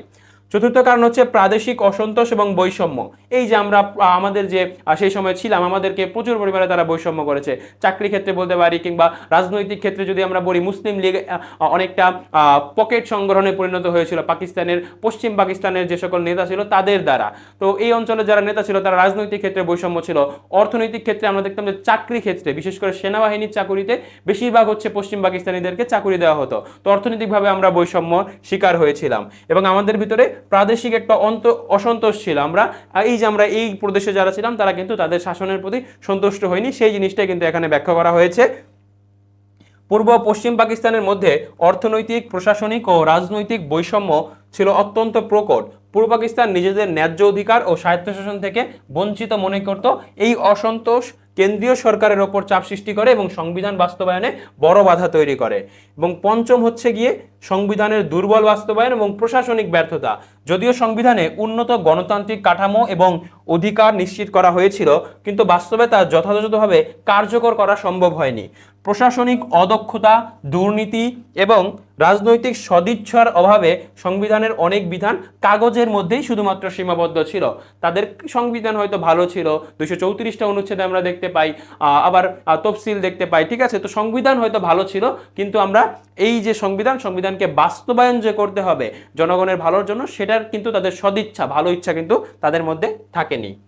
পরবর্তীতে সর্বশেষ হচ্ছে রাষ্ট্রপতির অতিরিক্ত ক্ষমতা এবং ক্ষমতার ভারসাম্যহীনতা। এই ক্ষমতার ভারসাম্যহীনতা নিয়ে আমরা এখন খুব বেশি পরিমাণে আলোচনা করি যে একটা রাষ্ট্রের ক্ষমতার ভারসাম্য থাকা উচিত। প্রধানমন্ত্রীর কতটুকু পাওয়ার, রাষ্ট্রপতির কতটুকু পাওয়ার, বা সামরিক বাহিনী যেহেতু রাজনীতিতে হস্তক্ষেপ করছে, সামরিক বাহিনীর কতটুকু পাওয়ার থাকতে পারে, সেই জিনিসগুলোর মধ্যে একটা ভারসাম্য থাকা উচিত। তো সেই সময়ে কিন্তু আমরা রাষ্ট্রপতির অতিরিক্ত ক্ষমতা দেখতে পাই এবং ক্ষমতার ভারসাম্যহীনতা দেখতে পাই।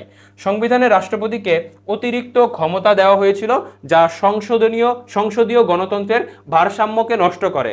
রাষ্ট্রপতির হস্তক্ষেপে সংসদ ও মন্ত্রিসভার কার্যকারিতা দুর্বল হয়ে পড়ে।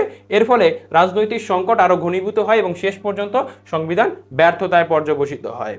তো আমরা যাচ্ছি এখন আমাদের যে চতুর্থ সিকিউ, সেই চতুর্থ সিকিউতে ক নম্বরে আমাদের আছে যুক্তফ্রন্টের 21 দফা কর্মসূচির প্রথম দফা কি ছিল? আমরা জানি যুক্তফ্রন্টের 21 দফা কর্মসূচির প্রথম দফা ছিল বাংলাকে রাষ্ট্রভাষা করা। তো এই জিনিসটা আমরা জাস্ট এক বাক্যে লিখে দিয়েছি। যুক্তফ্রন্টের 21 দফা কর্মসূচির প্রথম দফা ছিল বাংলাকে পাকিস্তানের অন্যতম রাষ্ট্রভাষা করা। তারপরে দ্বিজাতি তত্ত্ব বলতে কি বোঝায়? দেখো, দ্বিজাতি তত্ত্ব বলতে কি বোঝায়?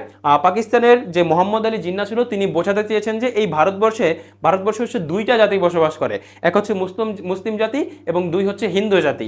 এই যে দ্বিজাতি তত্ত্ব বলতে তিনি মুসলিম এবং হিন্দু জাতিকে বুঝিয়েছেন। তো এই জিনিসটা আমরা কিভাবে লিখতে পারি? দেখো, দ্বিজাতি তত্ত্ব হলো ধর্মীয় পরিচয়ের ভিত্তিতে ভারত ও পাকিস্তান নামে দুটি স্বাধীন রাষ্ট্র গঠনের একটি রাজনৈতিক মতবাদ।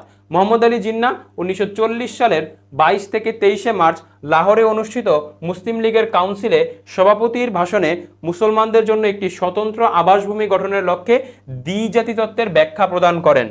তার মতে হিন্দু মুসলমান উভয় সম্প্রদায়ই ধর্মীয় দর্শন, সামাজিক রীতিনীতি, জীবন পরিচালনা, সাহিত্য, ইতিহাস প্রভৃতি ক্ষেত্রে দুটি স্বতন্ত্র অবস্থানে রয়েছে। সুতরাং জাতীয়তার মানদণ্ডে তারা পৃথক দুটি জাতি। তার এ মতবাদ মূলত দ্বিজাতি তত্ত্ব নামে পরিচিত। তো প্রথমে আমরা অলরেডি ব্যাখ্যা করেছি যে কোন জিনিসটা বলতে হবে, মানে দ্বিজাতি তত্ত্ব মানেটা কি। তারপরে কিন্তু আমরা দ্বিজাতি তত্ত্ব বলতে আসলে কি বোঝানো হয় সেই জিনিসটা কিন্তু ইলাবোরেট করেছি বা ব্যাখ্যা করেছি। অর্থাৎ দুইটা প্যারায় কিন্তু তোমাকে এইভাবে লিখতে হবে। তারপরে উদ্দীপকে যে আন্দোলনের প্রতি ইঙ্গিত করা হয়েছে তার কারণ ব্যাখ্যা করো। দেখি কোন আন্দোলনের কথা বলা হয়েছে। পাক ভারত উপমহাদেশে মুসলিম সংখ্যাগরিষ্ঠতার ভিত্তিতে গড়ে ওঠা রাষ্ট্রটিতে দুই অঞ্চলের মধ্যে ব্যাপক বৈষম্য গড়ে ওঠে। তার মানে এখানে পাকিস্তানের কথা বলা হচ্ছে। তারই প্রেক্ষিতে জন্মের প্রায় 22 বছর পর এক ব্যাপক আন্দোলন গড়ে ওঠে। আমরা দেখতে পাই পাকিস্তান এবং ভারত মূলত সৃষ্টি হয় 1947 সালে। তো তার ঠিক 22 বছর পরে 1947 সালের 22 বছর পরে হয় মূলত 1969 সাল। 1969 সাল এবং পাকিস্তানে 1969 সালে আমরা একটা গণ আন্দোলন দেখতে পাই আইয়ুব খানের শাসনের বিরুদ্ধে। আমরা জানি আইয়ুব খান কিভাবে ক্ষমতায় এসেছিল। 1958 সালের 7ই অক্টোবর জেনারেল ইস্কান্দার মির্জা পাকিস্তানের সংবিধানকে বাতিল করে তিনি ক্ষমতায় বসেন। তার ঠিক 20 দিন পরে কিন্তু আইয়ুব খান তাকে চাপিয়ে দেন এবং আইয়ুব খান কিন্তু ক্ষমতায় বসেন। 1958 সালে বসেছেন এবং 1969 সালে তার বিরুদ্ধে কিন্তু গণ আন্দোলন হয় এবং তার কিন্তু পতন হয়। এবং এই গণ আন্দোলনের পিছনে আমরা 6 দফা আন্দোলনের শেখ মুজিবুর রহমানের 6 দফার কথা বলতে পারি। তারপরে আমরা বলতে পারি যে আগরতলা যে ষড়যন্ত্র মামলা ছিল তার একটা ভূমিকা বলতে পারি এবং ছাত্রদের যে 11 দফা আন্দোলন ছিল এরও কিন্তু একটা গুরুত্বপূর্ণ ভূমিকা ছিল এই 69 সালের গণ অভ্যুত্থানের পেছনে। তো আমাদেরকে বলা হয়েছে যে উদ্দীপকের যে আন্দোলনের প্রতি ইঙ্গিত করা হয়েছে তার কারণগুলো ব্যাখ্যা করো। অলরেডি 3টা কারণ কিন্তু আমি ব্যাখ্যা করে দিয়েছি যে এই গণ আন্দোলনের কারণ কি ছিল। বাকি কারণগুলো চলো আমরা একটু দেখি। উদ্দীপকে 1969 সালের গণ অভ্যুত্থানের প্রতি ইঙ্গিত করা হয়েছে। নানান কারণে এই গণ অভ্যুত্থান সংগঠিত হয়েছিল। নিচে এই গণ অভ্যুত্থানের কারণ উল্লেখ করা হলো। তো আমরা এখানে কারণগুলো উল্লেখ করব। প্রথম কারণ কি? প্রথম কারণ হচ্ছে পূর্ব ও পশ্চিম পাকিস্তানের মধ্যে ব্যাপক বৈষম্য। রাজনৈতিক, অর্থনৈতিক, প্রশাসনিক ও চাকরির ক্ষেত্রে পূর্ব পাকিস্তানকে ব্যাপকভাবে বঞ্চিত করা হতো। পশ্চিম পাকিস্তান সব সুযোগ সুবিধা ভোগ করলেও পূর্ব পাকিস্তান অবহেলিত থাকায় জনগণের মধ্যে তীব্র ক্ষোভ ও বিক্ষোভ সৃষ্টি হয়, যা গণ আন্দোলনের প্রধান কারণ হয়ে দাঁড়ায়। দ্বিতীয় হচ্ছে মৌলিক গণতন্ত্র ব্যবস্থার অসন্তোষ। আইয়ুব খান এক ধরনের নতুন গণতন্ত্র চালু করেন যার নাম হচ্ছে মৌলিক গণতন্ত্র এবং এই মৌলিক গণতন্ত্রে পূর্ব পাকিস্তান থেকে 40,000 এবং পশ্চিম পাকিস্তান থেকে 40,000 মোট 80,000 যে সকল প্রতিনিধি ছিল তাদেরকে নির্বাচিত করা হয়। এই 80,000 নির্বাচিত প্রতিনিধি কি করতো দেখো, তাদেরকে আমরা ভোটে নির্বাচিত করতাম। এই 80,000 জনকে 40,000 হচ্ছে পূর্ব পাকিস্তান থেকে এবং 40,000 হচ্ছে পশ্চিম পাকিস্তান থেকে। এই 80,000 কি করতো? এই 80,000 হচ্ছে রাষ্ট্রপতি এবং আইনসভার নির্বাচন করত। এই 80,000 ভোট দিত রাষ্ট্রপতির ইলেকশনের জন্য এবং আইনসভার ইলেকশনের জন্য। এবং এইখানে আইয়ুব খানের যে ট্যাকটিক্সটা ছিল সেটা হচ্ছে 80,000 জনকে তারা যদি ম্যানিপুলেট করতে পারে তারা কিন্তু তাহলে সে কিন্তু রাষ্ট্রপতি হয়ে যেতে পারে। তো পুরো দেশকে ম্যানিপুলেট না করে তারা এই 80,000 জন নির্বাচিত সদস্যকে কি করবে? ম্যানিপুলেট করবে এবং রাষ্ট্রপতি হয়ে যাবে। তো আইয়ুব খান এই এক নতুন ধরনের গণতন্ত্র চালু করেন যেটাকে তিনি নাম দেন মৌলিক গণতন্ত্র, যাকে বলা হয় বেসিক ডেমোক্রেসি। অনেক সময় একটা প্রশ্ন থাকে যে মৌলিক গণতন্ত্র বা বেসিক ডেমোক্রেসির প্রবর্তক কে? আইয়ুব খান। আইয়ুব খান সর্বজনীন ভোটাধিকারের পরিবর্তে মৌলিক গণতন্ত্র ব্যবস্থা চালু করেন যেখানে মাত্র 80,000 নির্বাচিত প্রতিনিধি, অলরেডি বলেছি পূর্ব পাকিস্তান থেকে 40,000 এবং পশ্চিম পাকিস্তান থেকে 40,000, তারা মূলত রাষ্ট্রপতি এবং আইনসভা নির্বাচিত করত। এই ব্যবস্থা জনগণের ভোটাধিকার হরণ করায় এটি অগণতান্ত্রিক হিসেবে বিবেচিত হয় এবং জনগণ এতে চরম অসন্তুষ্ট হয়।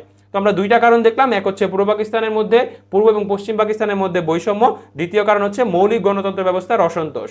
তৃতীয় হচ্ছে 6 দফা আন্দোলনের প্রভাব।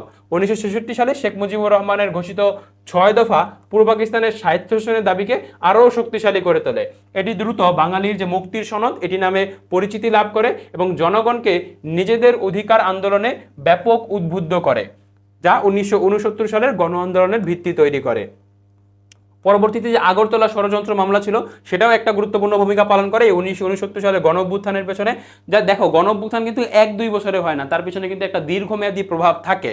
তো এই 1969 সালে গণ অভ্যুত্থান হঠাৎ করে হয়ে যায়নি, তার ভিতরে কিন্তু বিগত 10-15 বছরের যে প্রভাবগুলো ছিল সেই প্রভাবগুলো কিন্তু ছিল। তো এই আগরতলা মামলার প্রভাব ছিল। 6 দফা আন্দোলন দমনের উদ্দেশ্যে শেখ মুজিবুর রহমান সহ অনেকের বিরুদ্ধে আগরতলা মামলা দেওয়া হয়। এই মামলাকে জনগণ ষড়যন্ত্রমূলক ও অন্যায় হিসেবে দেখে এবং এর বিরুদ্ধে ছাত্র জনতা ব্যাপক আন্দোলনে অংশ নেয়, যা আন্দোলনকে আরও তীব্র করে তোলে। সর্বশেষ আছে আমাদের ছাত্রদের 11 দফা আন্দোলন। 1969 সালে ছাত্র সমাজ 11 দফা কর্মসূচি ঘোষণা করে, যা সাধারণ জনগণের দাবির সাথে একাত্ম হয়ে যায়। এই আন্দোলন সরকার বিরোধী গণবিক্ষোভে রূপ নেয় এবং পরবর্তীতে আমরা দেখতে পাই সরকার এর উপর দমন নীতি বাড়ায় এবং যতই পরিমাণে দমন নীতি বাড়ায় আন্দোলন ততই বেশি শক্তিশালী হয় এবং 1969 সালে এটা কিন্তু একদম শীর্ষরূপে পৌঁছায় এবং গণ অভ্যুত্থান কিন্তু সংগঠিত হয় আইয়ুব খানের বিরুদ্ধে। তো আমরা দেখলাম যে এই যে গণ অভ্যুত্থানের পেছনে কারণ কি ছিল। আমরা যদি এইভাবে 5টা মূলত পয়েন্ট দিতে পারি, আশা করি যে 3-3 কিন্তু হাতের লেখা সুন্দর থাকলে পেয়ে যাবে। তারপরে আমরা ঘ নং প্রশ্নটাতে একটু যাই যে ঘ নং প্রশ্নে আমাদের কি বলা হয়েছে। ওই আন্দোলনের গুরুত্ব বিশ্লেষণ করো। অর্থাৎ এই আন্দোলনের ফলে সেই সময় বাংলায় কি পরিবর্তনগুলো হয়েছিল এবং এই আন্দোলনটা কি তাৎপর্য রেখেছিল সেই জিনিসটা আমাদেরকে ব্যাখ্যা করতে হবে। তো এই জিনিসটা আমরা আগের মতোই আমরা পয়েন্ট আকারে লেখার চেষ্টা করব। প্রথমে আমরা বলবো যে বাংলাদেশের ইতিহাসে 1969 সালের গণ অভ্যুত্থান অত্যন্ত গুরুত্বপূর্ণ ঘটনা, নিচে এই ঘটনার তাৎপর্য বিশ্লেষণ করা হলো। তো প্রথমে আমরা দিব যে বাঙালি জাতীয়তাবাদের সুসংহতকরণ, মানে একত্রিত করেছে বাঙালি জাতীয়তাবাদকে। এর আগ পর্যন্ত আমরা বিচ্ছিন্ন ছিলাম, 1969 সালে গণ অভ্যুত্থানের পরে আমরা একত্রিত হয়ে গিয়েছি। 1969 সালের গণ আন্দোলন বাঙালি জাতিকে ঐক্যবদ্ধ করে এবং বিভিন্ন শ্রেণী পেশার মানুষ একই দাবির পক্ষে আন্দোলন অংশগ্রহণ করায় বাঙালি জাতীয়তাবাদ আরও শক্তিশালী এবং সুসংগঠিত হয়। এটি পরবর্তীতে স্বাধীনতা আন্দোলনের ভিত্তি তৈরি করে। তারপরে আমরা দ্বিতীয় যে তাৎপর্য বা গুরুত্ব দেখতে পাই সেটা হচ্ছে স্বৈরাচার বিরোধী চেতনার বিকাশ। এই আন্দোলনের মাধ্যমে জনগণের মধ্যে স্বৈরাচারী শাসনের বিরুদ্ধে গভীর সচেতনতা তৈরি হয়। মানুষ বুঝতে পারে যে গণতন্ত্র, বাক স্বাধীনতা এবং অধিকার রক্ষার জন্য প্রয়োজন হলে বৃহৎ আন্দোলন গড়ে তুলতে হবে। তৃতীয় যেটা গুরুত্ব ছিল সেটা হচ্ছে গোল টেবিল বৈঠক আহ্বান এবং রাজনৈতিক স্বীকৃতি। গণ আন্দোলনের চাপে আইয়ুব খান সরকার 1969 সালে রাওয়ালপিন্ডিতে গোল টেবিল বৈঠক আহ্বান করতে বাধ্য হয়। সেখানে প্রাপ্তবয়স্ক ভোটাধিকার, সংসদীয় গণতন্ত্র ও যুক্তরাষ্ট্রীয় শাসন ব্যবস্থার মতো গুরুত্বপূর্ণ রাজনৈতিক সংস্কারের বিষয়ে আলোচনা করা হয়, যা আন্দোলনের রাজনৈতিক গুরুত্বকে প্রমাণ করে। অর্থাৎ এই যে নেগোসিয়েশনে আসতে কিন্তু আইয়ুব খান বাধ্য হয়েছে। 11 বছর ক্ষমতায় ছিল, সে তো দাপটের সাথে শাসন করার কথা, কিন্তু এই আন্দোলনের ফলে কিন্তু তাকে নরম হতে হয় এবং গোল টেবিল বৈঠক আহ্বান করতে হয় এবং রাজনৈতিক স্বীকৃতি দিতে হয় যে আন্দোলনটা মূলত ঠিক ছিল এবং এই জায়গাতে তার মূলত ভুল হয়েছে। সে যে ভোটাধিকার হরণ করেছে, সংসদীয় গণতন্ত্র বাতিল করে দিয়েছে, যুক্তরাষ্ট্র শাসন ব্যবস্থা বাতিল করে দিয়েছে, এই জিনিসটার ক্ষেত্রে মূলত তার যে ভুল ছিল এই স্বীকৃতিটা কিন্তু সে দিতে বাধ্য হয়। তারপরে আগরতলা মামলা প্রত্যাহার এবং রাজবন্দীদের মুক্তি দেওয়া হয়। আগরতলা মামলার ফলে যে সকল গ্রেফতার হয়েছিল, যে সকল আসামি, তাদেরকে কিন্তু মূলত মুক্তি দেওয়া হয় এবং এই রাজবন্দী যারা ছিল তাদের যে মামলা ছিল সেই মামলা কিন্তু প্রত্যাহার করা হয়। জনগণের তীব্র আন্দোলনের ফলে সরকার আগরতলা মামলা প্রত্যাহার করতে বাধ্য হয় এবং সকল রাজনৈতিক বন্দীকে মুক্তি দেয়। এটি প্রমাণ করে যে সংগঠিত গণ আন্দোলনের মাধ্যমে অন্যায় শাসনের বিরুদ্ধে জয় অর্জন করা সম্ভব। পরবর্তীতে পঞ্চম হচ্ছে শেখ মুজিবুর রহমানের নেতৃত্ব প্রতিষ্ঠা, তাকে মূলত নেতার আসনে মূলত এই জিনিসটা বা এই আন্দোলনটা কিন্তু নিয়ে যায়। ষষ্ঠ হচ্ছে স্বৈরাচারী শাসনের পতনের সূচনা। গণঅভ্যুত্থানের ফলে আইয়ুব মোনায়েম খানের স্বৈরাচারী শাসনের ভিত্তি দুর্বল হয়ে পড়ে এবং শেষ পর্যন্ত তাদের শাসনের পতন ঘটে। এটি পাকিস্তানের রাজনৈতিক ইতিহাসে একটি গুরুত্বপূর্ণ মোড় পরিবর্তনকারী ঘটনা। তো যে সকল গুরুত্ব ছিল এই আন্দোলনের আমরা 6টা স্টেপ দিয়েছি, এই 6টা স্টেপ যদি দিতে পারো বা 4টা থেকে 5টা স্টেপ একটু বড় করে লিখলে কিন্তু ভালো মার্ক পাওয়া যেতে পারে। তারপরে আমাদের সর্বশেষ প্রশ্ন, পঞ্চম প্রশ্ন আমরা যদি একটু দেখি, জেড ফোর্সের অধিনায়ক কে ছিল? আমরা অলরেডি বলেছি মুক্তিযুদ্ধের সময় 3টা ফোর্স ছিল, যেখানে জেড ফোর্সের অধিনায়ক ছিল শহীদ প্রেসিডেন্ট জিয়াউর রহমান। তো এই জিনিসটা জাস্ট আমরা এক বাক্যে লিখব। তারপরে খ নং প্রশ্নে তমদ্দুন মজলিস কেন গঠন করা হয়? ভাষা আন্দোলনের পক্ষে মূলত যে ভাষা আন্দোলনের পক্ষে যুক্তি তর্ক এই জিনিসগুলো উপস্থাপন করার জন্য এবং মানুষদেরকে এই জিনিসগুলো সম্পর্কে সচেতন করার জন্য কিন্তু তমদ্দুন মজলিস গঠন করা হয়েছিল। 1947 সালের 1 সেপ্টেম্বর ঢাকা বিশ্ববিদ্যালয়ের পদার্থবিজ্ঞানের অধ্যাপক কিন্তু এই যে তমদ্দুন মজলিস, এই তমদ্দুন মজলিস গঠন করে। চলো আমরা তাও একটু দেখে নিই, যদিও আমরা এই বিষয়গুলো একটু দেখেছি, তাও আমরা একটু দেখে নিই যে এখানে কি বলা আছে। ভাষা আন্দোলনকে সংগঠিত ও গতিশীল করতে তমদ্দুন মজলিস গঠন করা হয়েছিল। তমদ্দুন মজলিস হচ্ছে একটা সাংস্কৃতিক সংগঠন। ঢাকা বিশ্ববিদ্যালয়ের পদার্থবিজ্ঞানের অধ্যাপক আবুল কাশেমের নেতৃত্বে এবং রসায়নের অধ্যাপক নুরুল হক ভুইয়ার উদ্যোগে 1947 সালের 1 সেপ্টেম্বর সংগঠনটি প্রতিষ্ঠিত হয়। ভাষা আন্দোলনের প্রথম পর্বে তমদ্দুন মজলিস গুরুত্বপূর্ণ ভূমিকা পালন করে। সংগঠনটি উর্দুকে পাকিস্তানের একমাত্র রাষ্ট্রভাষা করার প্রক্রিয়ার বিরুদ্ধে প্রথম প্রতিবাদ করে এবং বাংলাকে পাকিস্তানের রাষ্ট্রভাষা করার আন্দোলনে পথিকৃতের ভূমিকা রাখে। পথিকৃত মানে তারাই এই আন্দোলনটা কিন্তু সূচনা করেছিল। তমদ্দুন মজলিস 1947 সালে পাকিস্তানের রাষ্ট্রভাষা বাংলা না উর্দু শিরোনামে একটি পুস্তিকা প্রকাশ করে। তো এইখানে আমরা তমদ্দুন মজলিসটা কেন গঠন করা হয়েছিল সেই জিনিস সম্পর্কে একটু ধারণা দিলাম। তারপরে উদ্দীপকের সাথে বাংলাদেশের কোন সরকারের মিল পাওয়া যায়, এর গঠন উল্লেখ করো। আমরা দেখি কোন সরকারের কথা এই জায়গায় বলা আছে। ফিলিস্তিনি জনগণের রাজনৈতিক মুক্তি ও স্বাধীনতা লাভের জন্য ইয়াসির আরাফাতের নেতৃত্বে সরকার গঠন করে। এই সরকার ইসরায়েলি আগ্রাসনের বিরুদ্ধে প্রবল প্রতিরোধ গড়ে তোলে। উক্ত সরকার ফিলিস্তিনি জনগণ ও তাদের স্বাধীনতার পক্ষে বিশ্ব জনমত গড়ে তোলে। এই সরকারের পক্ষে বিশ্বের শান্তিকামী দেশগুলোকে স্বীকৃতি দেওয়ার জন্য আহ্বান জানানো হয়।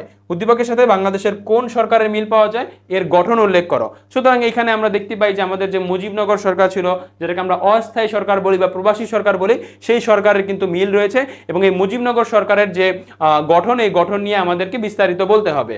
তো উদ্দীপকের সাথে বাংলাদেশের স্বাধীনতাকালীন মুজিবনগর সরকার বা অস্থায়ী সরকার বা প্রবাসী সরকার যেটাকে আমরা বলি, এর কিন্তু মিল পাওয়া যায়। তো এর যে গঠন, কিভাবে গঠন হলো, কে কে ছিল, সেই জিনিসগুলো আমাদের কিন্তু বিস্তারিত বলতে হবে। চলো আমরা এই জিনিসটা নিয়ে একটু বিস্তারিত দেখি। 1971 সালে 10 এপ্রিল স্বাধীনতার ঘোষণাপত্রের ভিত্তিতে মুজিবনগর সরকার গঠিত হয়, যা ছিল বাংলাদেশের প্রথম অস্থায়ী এবং বৈধ সরকার।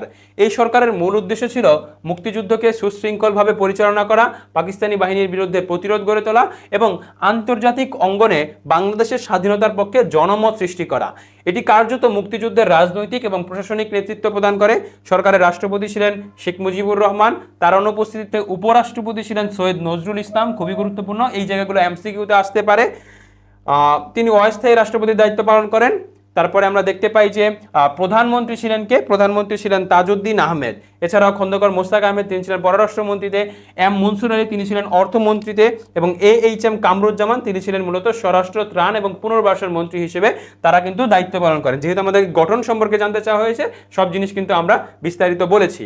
মুক্তিবাহিনীর প্রধান সেনাপতি ছিলেন কিন্তু জেনারেল এম.এ.জি. ওসমানী এবং উপসেনা প্রধান ছিলেন মূলত গ্রুপ ক্যাপ্টেন এ.কে. খন্দকার।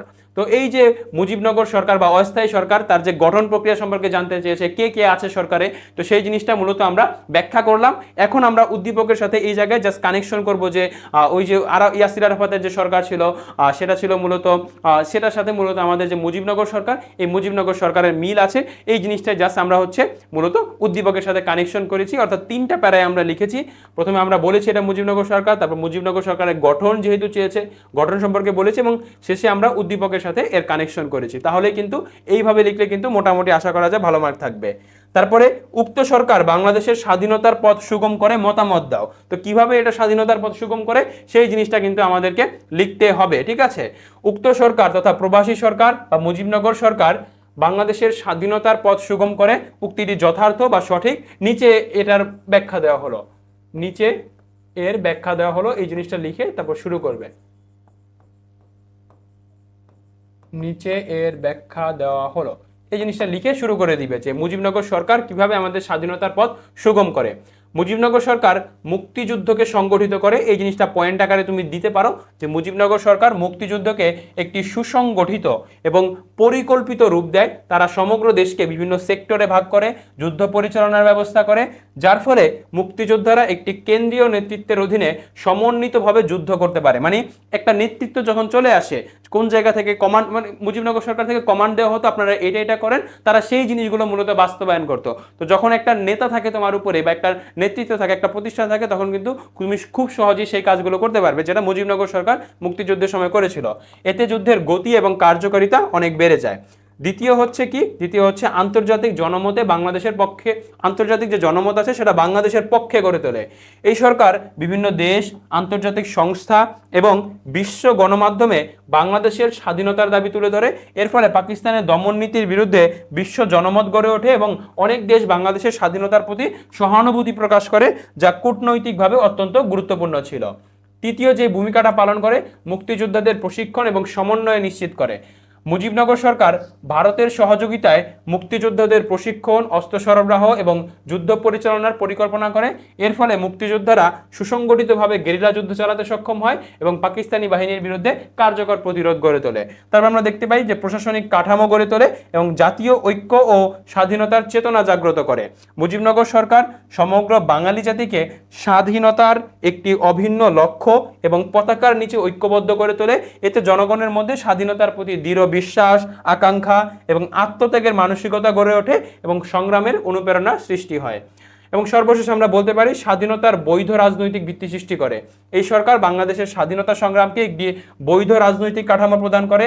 অর্থাৎ ধরো অনেক জায়গায় থাকে না, যে সকল দেশ হচ্ছে অস্থিতিশীল করে থাকে, মানে সেই সকল দেশে হচ্ছে ধরো অভ্যন্তরীণ গৃহযুদ্ধের দিকে যায়, সেই সকল দেশে হচ্ছে মিলিটারির বিপক্ষে কাজ করে, দেশের বিপক্ষে কাজ করে, এমন কিছু বিচ্ছিন্নতাবাদী গোষ্ঠী থাকে।